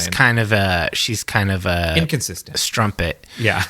She's not a concrete. She opted out, and her brother is raising her son. And Big Ed was Stilgar and Dune, which it is. Stilgar is a solid guy. Big Ed is a solid guy. Yeah, for sure, absolutely. Yeah. So it's an interesting thing. Did they reveal in the show how Nadine lost her eye? I think it comes up early in season 2. Season 2? Yeah, but they were pheasant hunting. Yeah, she was stalking Ed. He didn't know she was stalking him when he went out hunting with his friend, because she thought he was stepping out on her at 5 a.m. in the morning or whatever. Okay. And she was hiding in the bushes, and some birds actually did fly out that she spooked. Yeah. And he shot at them, and one of the little pellets went and took her eye out. Yeah, some of those details are omitted when he shares the story with Agent Cooper. Doesn't say that she was stalking him and being all weird and hiding in the bushes. Yeah. That is not how he explains it to him, but that is good background. Next, I've got Jack Nance as Pete Martell. Mm-hmm. Pete is another disrespected, henpecked husband. Oh, yeah. He's salt of the earth. He seems like a nice enough guy, but yeah, he's treated like trash. So bad. He's treated so bad. And not only is his wife, Catherine Martell, who I already mentioned, played by Piper Laurie, not only is she stepping out on him with Ben Horne, she does fucked up things, like put a trout in the coffee percolator, which is diabolical. Well, and she was born a Packard, and the Martells and the Packards were like the Montagues and the Capulets, and the Packards won the war. The Martells used to have land and a whole timber claim before the Packards bought all the claims around theirs. Yeah. And finally, when the last old growth was mined off the Martell claim, they were kind of forced to sell. They had nothing left of significant value and no way to expand. So she feels like she's marrying down anyway. Yeah, she talks about that, how he was... I think in the last episode of the season, how he was this sexy young lumberjack that could scamper up a tree like a bobcat or something, and how she invited him up to the big house. Yeah. And so he's much more. He's beneath her station. Yeah, he's a blue collar dude, and never lets him forget. Yeah. She's definitely very terrible, and she's having an affair with Horn. What's his name? The Benjamin Horn. Yeah. Who's planning on killing her? Yeah, absolutely. But, You know? but he wants her help in getting the Packard land by using her as a cat's paw to get rid of Josie. Yeah. Yeah. But he has a double dealing scheme with Josie too. Of course. Because he's Benjamin Horne. That's what he does. We're using our whole actor section to explain the convoluted plot. It's the easiest way. It is. It's easier than going episode by episode. It's going character by character. Yeah, because you have to introduce these people, and this is a character-based drama. This, for sure. It's crazy. Next, I've got Ray Weiss as Leland Palmer. Yeah, this is Laura's father and the lawyer for the Horn business. Yeah. He kind of goes nutso. He goes nutso. I keep remarking on it. I've seen Ray Weiss. I always think of RoboCop, but you've seen this guy in a million things. Yeah. And he plays a one-dimensional villain in everything you see him in. I've never seen him act as hard as he acts in this show. And he cries, he emotes, he murders, he dances. Like, he gives you like a gamut of human emotions. And I've seen this guy, like, he's probably got over 100 IMDb credits. I've never seen him act the way he acts in this show. Yeah, he's normally like somebody's like he's like a corporate bad guy. Yeah. He's like a white collar criminal, but here he's just like a grieving father who's just kind of, the thing is his hands aren't clean anyway because he's like he's the lawyer for the most corrupt man in the city. Oh yeah, he's definitely a scumbag. He's a dirtbag, but his daughter, he's just totally unbalanced by this entire situation. Yeah, and it's like it's a lot, but it works for me. Like, the performance works. Oh yeah, he has 287 credits on Holy IMDb. Moly. 254 as an actor. Jeez. He's a working ass actor, and never has he worked as hard as he works on this show. Yeah, he did a great job, and in season 1, the character is a little one-dimensional in that he's a crazy grieving father. He does a little murder at the end when they have a suspect for the murder of his daughter. You get a chance to suffocate a Quebecois scumbag, you go for it. Yeah, this gets expanded on in the next season in a big way. Yeah. This character. So skipping over people that we've already talked about, like Joan Chen and Piper Laurie, Kimmy Robertson as Lucy Moran is our last member of the main cast. So this character is low-key one of my favorite ones. Really? I thought for sure this is a person Dave would hate. This would be one of my work homies. Oh, yeah. Absolutely. Like, I get along super well with people like this in employment situations. She is a total sweetheart. She stacks up donuts. We're talking about autistic coded behavior.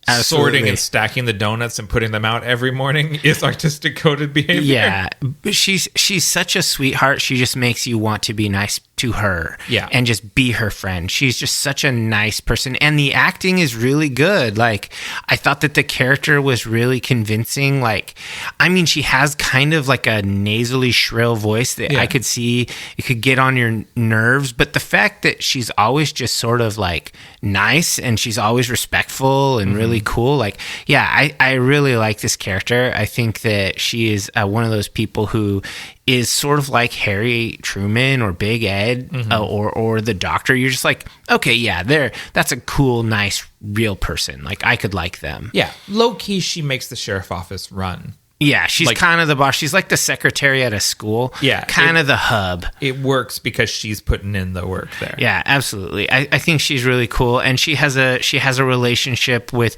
Deputy Andy Brennan, who's played by Harry Goaz. Yeah, and that is kind of a fun emerging little relationship thing.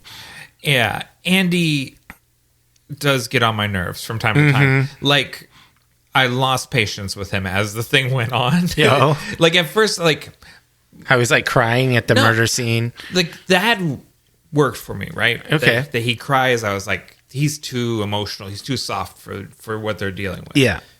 Excuse me for a second while I cough. So I was in the yeah. army with a guy like that. Yeah. Who was just like too soft for what it was all about. Yeah, and like that's very relatable, but like as it goes on, sometimes his bungling gets to be like beyond credulity. Yeah, it was like Andy Griffith. He's like the bungler, the deputy guy. Barney Fife. It is the Barney Fife or the Boner or what? Like who's the Gomer Pyle? That's the other guy in the Andy Griffith show. That's another dunderhead. Yeah, this he kind of is. Yeah, but he redeems himself. Yeah, and he shoots the bad Canadian, so that's good too. But I think it's because he's threatening his friend. Yeah. Well, and crucially, he had a gun accident earlier in the season, and Dale Cooper like made him do time at the gun range every day. Yeah. And it paid off. Like Absolutely. he became good at shooting the gun. We already talked about Eric DeRay as Leo Johnson, but we'll talk about it again. What a scumbag. Oh, man. He's a dirtbag and a loser. And in a show with a lot of evil people, possibly the one of the only ones with no redeeming qualities at all. Yeah, like he beats his wife. He beats his wife. He will like murder for hire. He'll do all. He's just like the worst of the worst. Yeah. How did he get to be so terrible? It is like he just seems just completely like awful. He murders not Jacques Renault, but the other Renault brother. Yeah. There's 3 Renault brothers, it turns out. But he murders like the least important of the 3 brothers just in case. Basically, like he hasn't even, there's no evidence that he snitched to the cops or anything. He just kills them just to not have the loose end out there. Yeah. Fuck Leo. He's absolutely terrible. On the other hand, Michael Horse as Deputy Sheriff Tommy Hawk Hill. Maybe a little too stereotypical. Maybe this is a little cringe, the Native American tracker. But Hawk actually rules. Like, yeah, he kind of is the best cop. Yeah. In the sheriff's department. He's the one that goes out and gets shit done. Yeah. Well, he's like, okay, I'll investigate that. And he goes out and comes back. Here's all the stuff I learned. And like, wow, good job, Hawk. Like, yeah, he is low key the best cop on the force. I mean, he's no Agent Dale Cooper, but he is an excellent sheriff's deputy. Yeah, and I thought that was a pretty good performance. But like you said, it was a little stereotypical. It was a little on the nose. When Cooper says he's a tracker, and you go, like, stereotypes exist for a reason, and this sort of resonates. And it's not a negative stereotype, but it is just a little bit like the Indian guy is good at the listen. Oh, brother, like he's like listen to the eagle sing and like that sort of thing. Like drops the native wisdom. It's just a little. There's a little bit that probably wouldn't have made it in a modern deal. Yeah, you would give him a little more depth. Yeah, but this is 35 years ago. Yeah. And no one gets a ton of time. Like everyone is sort of a stereotype. Yeah, they're kind of all bit characters. Yeah. I mean, I think we mentioned Cheryl Lee as Laura Palmer and Maddie Ferguson. Yeah. Yeah, I mean, she does a pretty good job. Most of the character of Laura Palmer is off screen though. Yeah. She's talked about and they investigate, they put together the puzzle pieces, but it's not a lot of acting. No, she gets to do more as Maddie, and she gets to do more as Maddie as the show goes on, I think. But they do catfish Dr. Jacoby, played by Russ Tamblyn, with her putting on a blonde wig and dressing up like Laura. Yeah, I mean, geez. Do you want to talk about Dr. Jacoby? Because this guy is the worst. Yeah.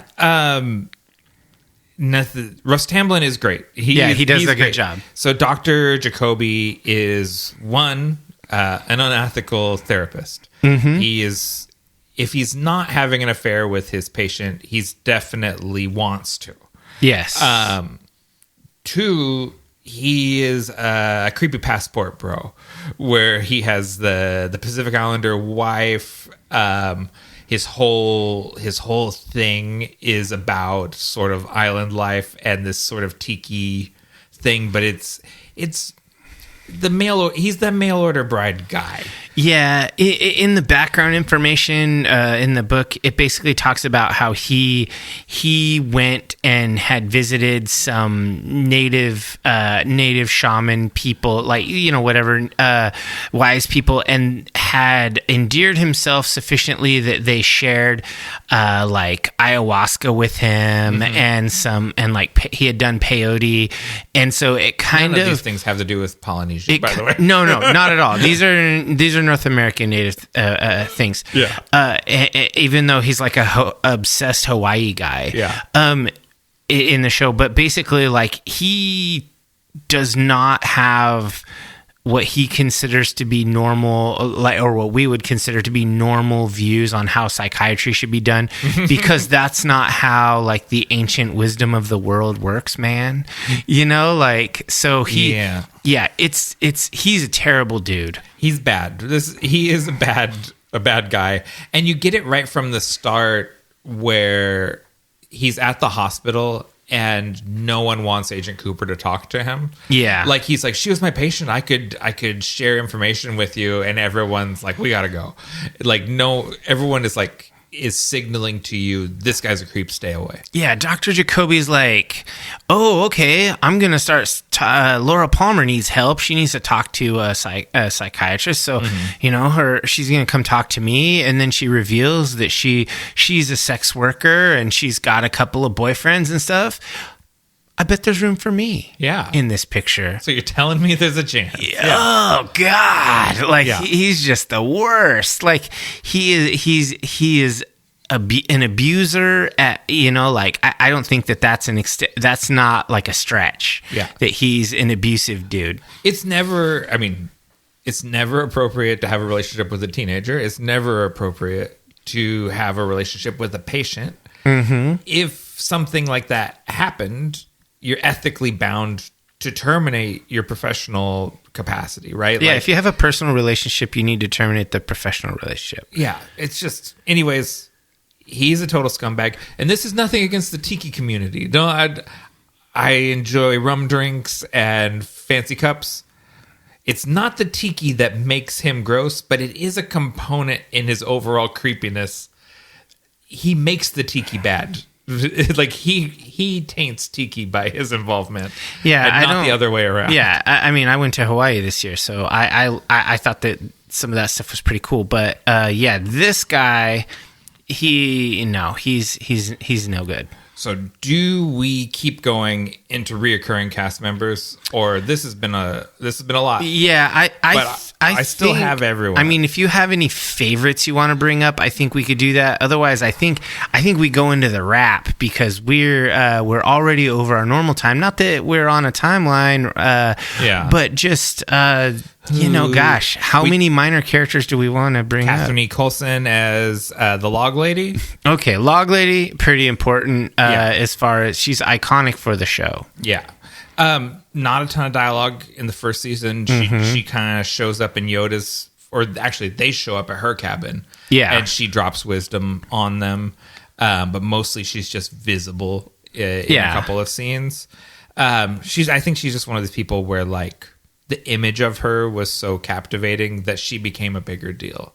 Like, when the show went into reruns on Bravo and syndication, she would do intros for every episode. Well, that's cool. Yeah, so she's become more important to the mythos as the show's gone on. We mentioned Frank Silva as Killer Bob. At this point, I don't really know anything about Killer Bob other than that he's a very scary guy with long hair, seen peeking over the edge of the bed. Yeah, he's a mystery at this point. Is he even a person? Is he a person? I don't know. Is he just a malignant force? Yeah, that could be revealed. I don't know. Victoria Caitlin as Blackie O'Reilly, the madam of the One-Eyed Jacks. Yeah, she was entertaining, but kind of a bit part. Yeah. Go through. Yeah, that's probably everyone we need to talk about. Yeah, we don't get into the Renaults and all of that. Nah. These Quebecois Little Canadians just that thugs. forget to have their Canadian accents half the time. Yeah, and they're nowhere near Quebec. Yeah, but the Quebec cartel runs all Yeah, over they run Canada. everywhere. Yeah. So, what would you consider your personal highlight?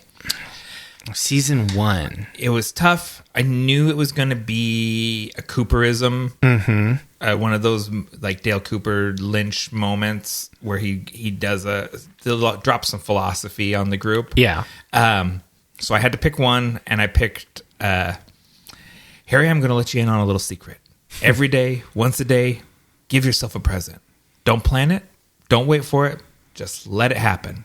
It could be a new shirt at a men's store, a cat nap in your office chair, or 2 cups of good hot black coffee like this. And the thing is, they're going out onto an investigation, and Norma offers them up coffee. Yeah. And Harry's like, "No, we're on the clock. We gotta do something." But Agent Cooper can't pass up a damn fine cup of coffee. Yeah. He has to have it, and so let's just take a moment and savor the moment and enjoy this coffee. And that is like, slow down and enjoy the simple things is so important to like getting through life. Yeah, that's just treat yourself. Yeah. And so like, to me, like that was the one I kept thinking like, what's the one moment that really resonated? And that was the one that I liked the most. What about you? What was your personal highlight? So, I mean, I said Dale Cooper, Kyle MacLachlan's performance as Dale Cooper, and then, you got to be more specific than that. Yeah. And so I kind of narrowed it to like, I like it when he's interacting with the other police officers in general, specifically Harry. Yeah. But if I was nailing it down to just one, I didn't get as specific as like a monologue or a Daleism, but I really enjoy the scene where he has them setting up glass bottles and he's throwing rocks and recording what happens when he, like, oh, it hit the bottle, but the bottle fell and didn't break. Yeah. And this is like his... Lucy put a note by that. This isn't his alternative ideas about investigation, about how there are many avenues to the same destination. Like standard operating procedure isn't the only way to do things. I really like how Dale Cooper was portrayed as an out of the box thinker who's also very good at being in the box. Yeah. He's like a well-rounded character. He's an excellent agent, but he also is more than just an FBI agent. Yeah. So that really is my personal highlight, is that character. It is a great one, and it carries over into more scenes, because the next time when we're back at the police station, you see Lucy's reading a book about Tibet. And then, like it just... that moment, and everyone, like I mentioned it earlier, how whenever someone is a little uncomfortable, they kind of look at each other, and there's that sort of like go with it, like and everyone is a little bit like, this is kind of out there, and it's like, well, let's see this through, like, trust him, he hasn't led us astray. There's so much like trust and empathy between all of them. Yeah. And I just think that's just really, it's really interesting, and I super enjoy it. I think that the character is probably the overall highlight of the show for me. Oh, for sure. So overall, so what worked for you? Piggybacking off of that, the Kyle Mack David Lynch synergy. Like I said, this is their third collaboration with each other, and I think it is like they're at their most locked in. They are of one mind. He has become a vessel for David Lynch, and it's just remarkable to watch it happen. Number 2, the Pacific Northwest of it all. It really transported me to a different time and a different version of this Cascadian wonderland that we live in. And I really like going back there. Like, it made me feel sort of nostalgic and homesick for, you know, a version of this place that we no longer have. It captured that moment just so wonderfully. And then finally, the layers and layers of intrigue. It's there's just always new levels to it as we're going on. And so even though it's a 35-year-old show and you know a lot of what's going to happen because it's been spoiled for you, there's so much stuff happening that I'm still like on the edge of my seat every episode. Like, it's tough to stop watching it. Absolutely. Yeah. What about you? What worked for you? So, I mean, everything you said is spot on, but I am specifically picking out, I liked the weird, mysterious moments and the general kind of off vibe of the show. It's the Lynchisms. It's the surreal nature of everything, how everything simultaneousing feels familiar, but also weird, askew somehow. Yeah, it's like it's like you're going into your house, but some of the furniture's been moved. Yeah, it's like or there's a creepy reflection in the mirror. Yeah. There's a weird creature or person, whatever. Yeah. And I just really like that. I like the mythos that they built around this show with like the Bookhouse Boys and the owls and the log lady and all the crazy stuff. And then I'd like to call out the fact that this series feels absolutely timeless. It has kind of a weird retro style to it, and, you know, they're not using cell phones or anything. But other than that, it's just this holds up absolutely well. It feels timeless. This feels like you could remake this, and it would be hard to remake this and not do it worse. Because it's so good in its current form. And then lastly, the last bullet point is I think the casting was generally like really good. We had some excellent character actors in here, and they all delivered. And I didn't really get into the like biography of it because there's so many of them, but it is like all people, kind of old Hollywood people that have gone past their prime, or people like Miguel Ferrer, who's like the son of like a famous actor. Like it's all like people from old Hollywood or their children for the most part, which is just interesting. It's David Lynch. He's good at casting shows. For sure. He's got an interesting eye. Harder, maybe. What didn't work for you? Ooh, you want me to go back to back? All right. So I got a couple of things here. Okay. Some of these romances did not hit. Oh, okay. They were lame to watch. Which one you? Let's call some out. Let's talk some shit. So I got two or three of them straight up. The Bobby, Shelley, Leo love triangle. Every time Bobby goes over to Shelley's place, I'm just like, cringe, yawn, fast forward. I didn't literally fast forward, but I just thought that. And then every time Leo is interacting with Shelley, I'm like, oh, another abuse scene, great. And then you know, like Bobby talking big but still dodging Leo. Like this is like, I'm done with this. It's lame. Okay. I also was not super into the Nadine and Ed and Norma, and then eventually Hank like whole situation. Yeah, like. Nadine is just god-awful annoying all the time. Like, and it's very clear that Ed is only with her out of absolute guilt. Yeah. He does not love her in a romantic way. He feels an obligation. He pities her. Yeah. And he actually loves Norma. And it's just like, man, these scenes are painful. Like, Nadine is horribly awkward. And I'm just like, ugh. But isn't that good? Like, how painful they are? Isn't that the point? But, okay, so there is the old school ideal of just, you know, just whatever, however terrible it is, you just stick around. But it's just miserable. Yeah. Miserable is not fun to watch. Okay. That's fair. Not cool. Like, I think they should seek marriage counseling and probably dissolve their union because they're not a good couple. Yeah. Well, unfortunately, the only therapist in town is Dr. He'll Jacoby. sleep with Nadine.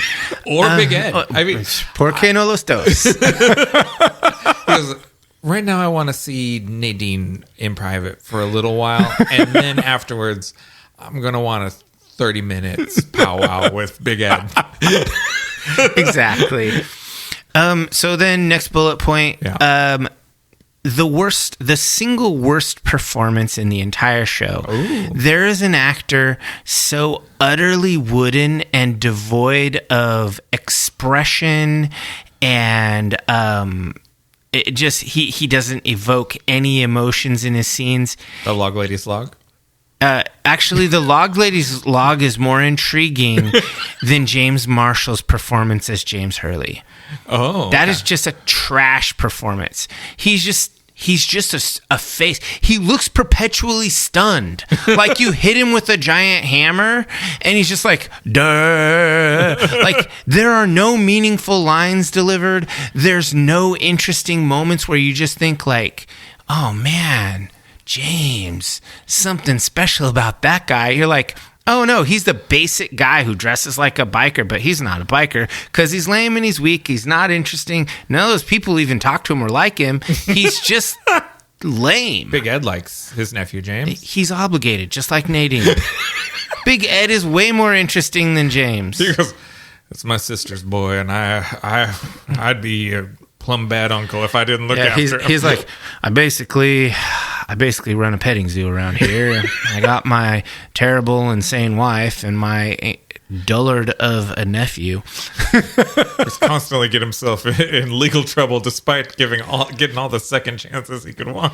Yeah, so basically, I just thought that character, that acting was just the worst. It was so bad. Interesting. I'll say some good things about him. I really like his moto jacket with the shearling liner. Mm-hmm. Yeah, I also liked his motorcycle. His vintage Harley is also sick. Yeah, so like James Marshall had nothing to do with any of that. He's a clothes hanger, basically, for a good outfit. He is basically a mannequin.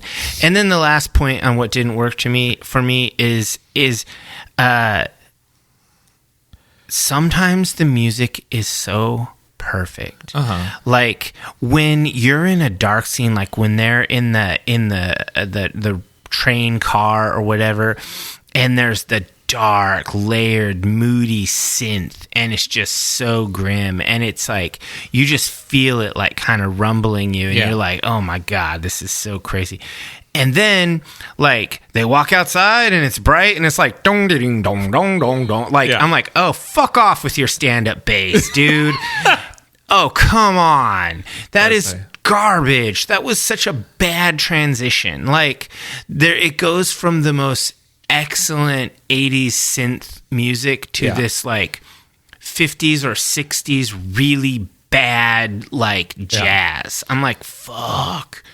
I don't want any of that jazz. Badalamenti is Italian, so he's filtering that sensibility back to us. Oof. No, thank you. So what about you? What didn't work for you? Occasionally, the super broad, old-timey slapstick humor gets on my nerves. Sure, Deputy Andy goes over the line a couple of times. I don't hate Andy, and I don't hate the performance, but there is a few times where I'm just like... it's kind of like how you're saying about the music, where it just goes too far for me to the point where it's like it goes from being like a comic relief to where it's almost self-parody. Like it's absolutely too goofy. And then same thing with the melodrama, like the soapiness of it occasionally goes over the line into too soapy.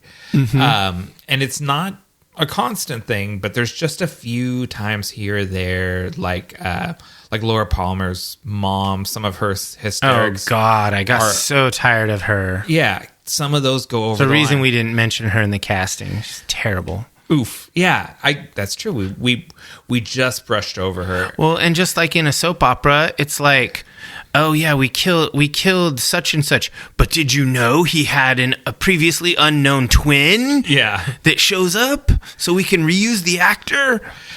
That's a little extra. It is, but they mostly justify it. I think Maddie justifies herself, or I haven't watched season 2 yet, so maybe she unjustifies herself. Yeah, I mean, it is very soapy. Yeah, so sometimes the slapstick and sometimes the soapiness go past my limit.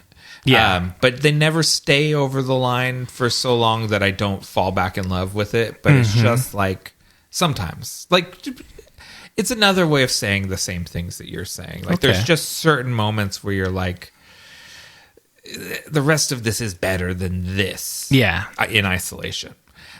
So the tough one is, what are your final thoughts and rating? So I was thinking about this, and I feel like this show has peaks and valleys. Like, there are moments where it's absolute excellence, and I feel like it's peak TV watching. Yeah. And then there are moments where I'm like literally groaning. Yeah. So I don't know how to reconcile it. There's definitely way more good. A lot more good. The groan moments over 8 episodes, it's, less than 5. Yeah. Where I'm just like, ugh. I was like, there's like 3 times in 8 episodes where you're like, move it on. Yeah. Like. So I cannot give it a 5. Okay. So I'm going to give it a 4. I'm in the same boat. I also gave it a 4. I really have enjoyed watching this. Like, I'm a little overwhelmed by how much content there is. Absolutely. But at the same time, there's nothing else I want to be watching at the moment. I want to watch this show. Like, I was sort of thinking as I was coming over here to record this, like, I kind of rather go home and watch Twin Peaks than talk about Twin Peaks. Yeah. So to me, that's a 4-star. And I haven't mentioned this yet. I think this show makes me sleep better. Huh. Like, because you just think so hard. Well, no, and it so we've talked about the game Cyberpunk quite a bit. Yeah. Cyberpunk makes me sleep bad. Like, if I play Cyberpunk all day, like, I spend all night in Night City in my head. Like, I'm just like shooting gang goons and like constantly overstimulated. My brain is just going crazy. Twin Peaks chills me out, like, in a big way. Like, this is like relaxation watching, even though it's very dark. So that's super valuable. That's another thing that puts it into that 4-star category for me. Yeah, I mean, and we're right on. Rotten Tomatoes is 78%. Google audience ratings 4.6. IMDb is 8.7. So a high 4. Yeah. I think that's not too bad.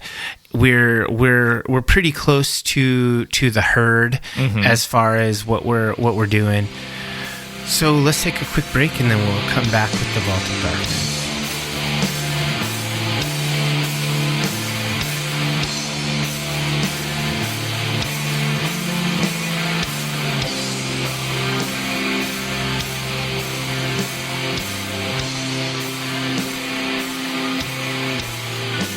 Before we delve into the Vault of Darkness, we ask that all initiates of the cult follow us on your favorite social media platforms at Nightshade Cult. If you've enjoyed this content, help us grow the cult by sharing it with like-minded people, and leave us a review wherever you listen. Hey, and on that subject, David and I were talking about this. We're probably going to discontinue the Twitter. That one's become untenable. Not that any of the other social media platforms are good or acceptable in any way, but the current owner of Twitter he's crossed over some lines that we're not comfortable with, and it's time to just kind of cut that one off. Yeah, I don't use it myself anymore. I basically stopped using it when its name's changed, and I think that was probably a good time to stop. It probably was. Yeah. And we've got Blue Sky, and which, as far as I know, has no ethical problems, and Threads, who is problematic, but Meta has ingrained itself into everything. So it's harder to get rid of. They kind of got their beak in everything. Yeah. Ironic, because they're not the bird one. Yeah. So, do you have any dark tidings? No, I don't. I had one that pertains to last episode, or actually to last episode and the one before that. All right. Is that Robert Eggers has announced his next film. Oh, yeah. Werewolf. And this is going to, again, come from Focus Features and distributed by Universal, just like Nosferatu. And it's a 13th century British werewolf thriller. And I can't wait. He's batting 1,000. Yeah, he's a winner. He's I read a little interview thing or a quip or whatever where someone was like asking why he keeps making historical movies, and he just says he can't bear the idea of photographing a car, filming a car. Yeah. So it's like, that's great. Yeah, keep doing it, dude. You're doing awesome. I mean, I loved Nosferatu, and so yeah. And then I think the next thing after Werewolf, it looks like it's going to be either a sequel or remake for Labyrinth. Yeah, I heard it was a sequel for Labyrinth. Yeah. But we'll see how that goes. Yeah, if it's a remake or whatever. He wanted to do an original and not an adaptation for his next thing, and then I guess Labyrinth is coming, and I don't know what that looks like without Jim Henson and David Bowie. So we'll find out. I mean, you could get Timothy Chalamet to be the Goblin King. He'd probably do pretty good. I'm already waiting in line for that movie. All right. What are you pulling out of the Vault of Darkness? So I was really racking my brain as to what to pull out, and it's so obvious. You just got to get something from Lynch. Oh, okay. So let's see if we picked the same thing. Oh man, if we did, that would be pretty cool. I chose Lost Highway. No. Okay, we picked different stuff. All right, cool. So it's a 1997 neo-noir film. David Lynch directed it. He co-wrote it with Barry Gifford. And this is just kind of like a weird-ass movie. It is. It's a neo-noir thriller. Mm-hmm. This is a really good movie. It's got all those Lynchisms where you're exploring the consciousness and subconscious, and you have these sort of almost vision-like moments of sanity and insanity and reality breaks and dreams. It's a visually stunning movie that's extremely eerie, and it's a whole mood. Yeah. And I was reading some stuff about Lynch, trying to figure out what to do and for this, and really it's like Lynch cares so much more about vibes than plot. Yeah. It's just that's this movie. This movie is just all vibes. There's barely a plot. Yeah. But it's really worth watching. Yeah. That's really the movie that was my introduction. I'm not counting The Elephant Man because I thought The Elephant Man was an old movie when I saw it. Yeah. I didn't realize it was a modern film. Lost Highway, I was talking again with our old friend Megan about this, how she skipped school so we would go see this movie. Nice. And we were like fully mind blown by it. Like, absolutely. This movie is crazy. Yeah. And so if you haven't seen Lost Highway, I mean, I haven't watched it in a while, but it's crazy, and David Lynch's brand of crazy just kind of stands up. Yeah, for sure. And great Trent Reznor soundtrack. Oh yeah, the music from this movie was so dope. Like, whatever happened to really good soundtracks? Yeah. That's a thing from the 90s. Yeah. It is sort of a thing from the 90s. Well, Trent Reznor has moved on to doing proper scores. Yeah. That's true. That's true. All right, so what do you got? So the one that I was going to pull out of the Vault of Darkness is one I've just saw for the first time this weekend. I went out with Cultists Ted and Dana and saw Wild at Heart, the 1990 David Lynch film starring Laura Dern and Nicolas Cage and Willem Dafoe. Nice. That was made concurrently with the first season of Twin Peaks, where he shot the first episode and the third episode and then went off to make Wild at Heart. And then the two are edited simultaneously, and Wild at Heart premiered at the Cannes Film Festival basically the week or the month after the 8th episode of Twin Peaks aired, and won the Palme d'Or, which is the top prize at the festival. So he was at the height of his power. That was peak success for David Lynch. And it was also the kind of the moment where the critics start coming for him too. Like, they always say, like, how long was the standing ovation? He also got booed for winning the Palme d'Or. Like, it was like a very mixed reception. And this is, it's is sort of like a prototype for like the True Romance, Natural Born Killers kind of movie. It's a road movie. It's a bit of a crime movie. It's an adaptation of a book, but Lynch has changed the ending to it and kind of woven through all these allusions to the Wizard of Oz and like the Yellow Brick Road. And it's like a surreal crime road movie with Nick Cage at 11 basically through the whole thing. When he wasn't quite known for that bravura gonzo performance quite yet, you know what I mean? Like, I mean, he'd done that vampire movie, which I think is kind of over the top, but this is a Nick Cage we're much more familiar with now than I think people were familiar with in 1990. Yeah, or he's just loco. Yeah.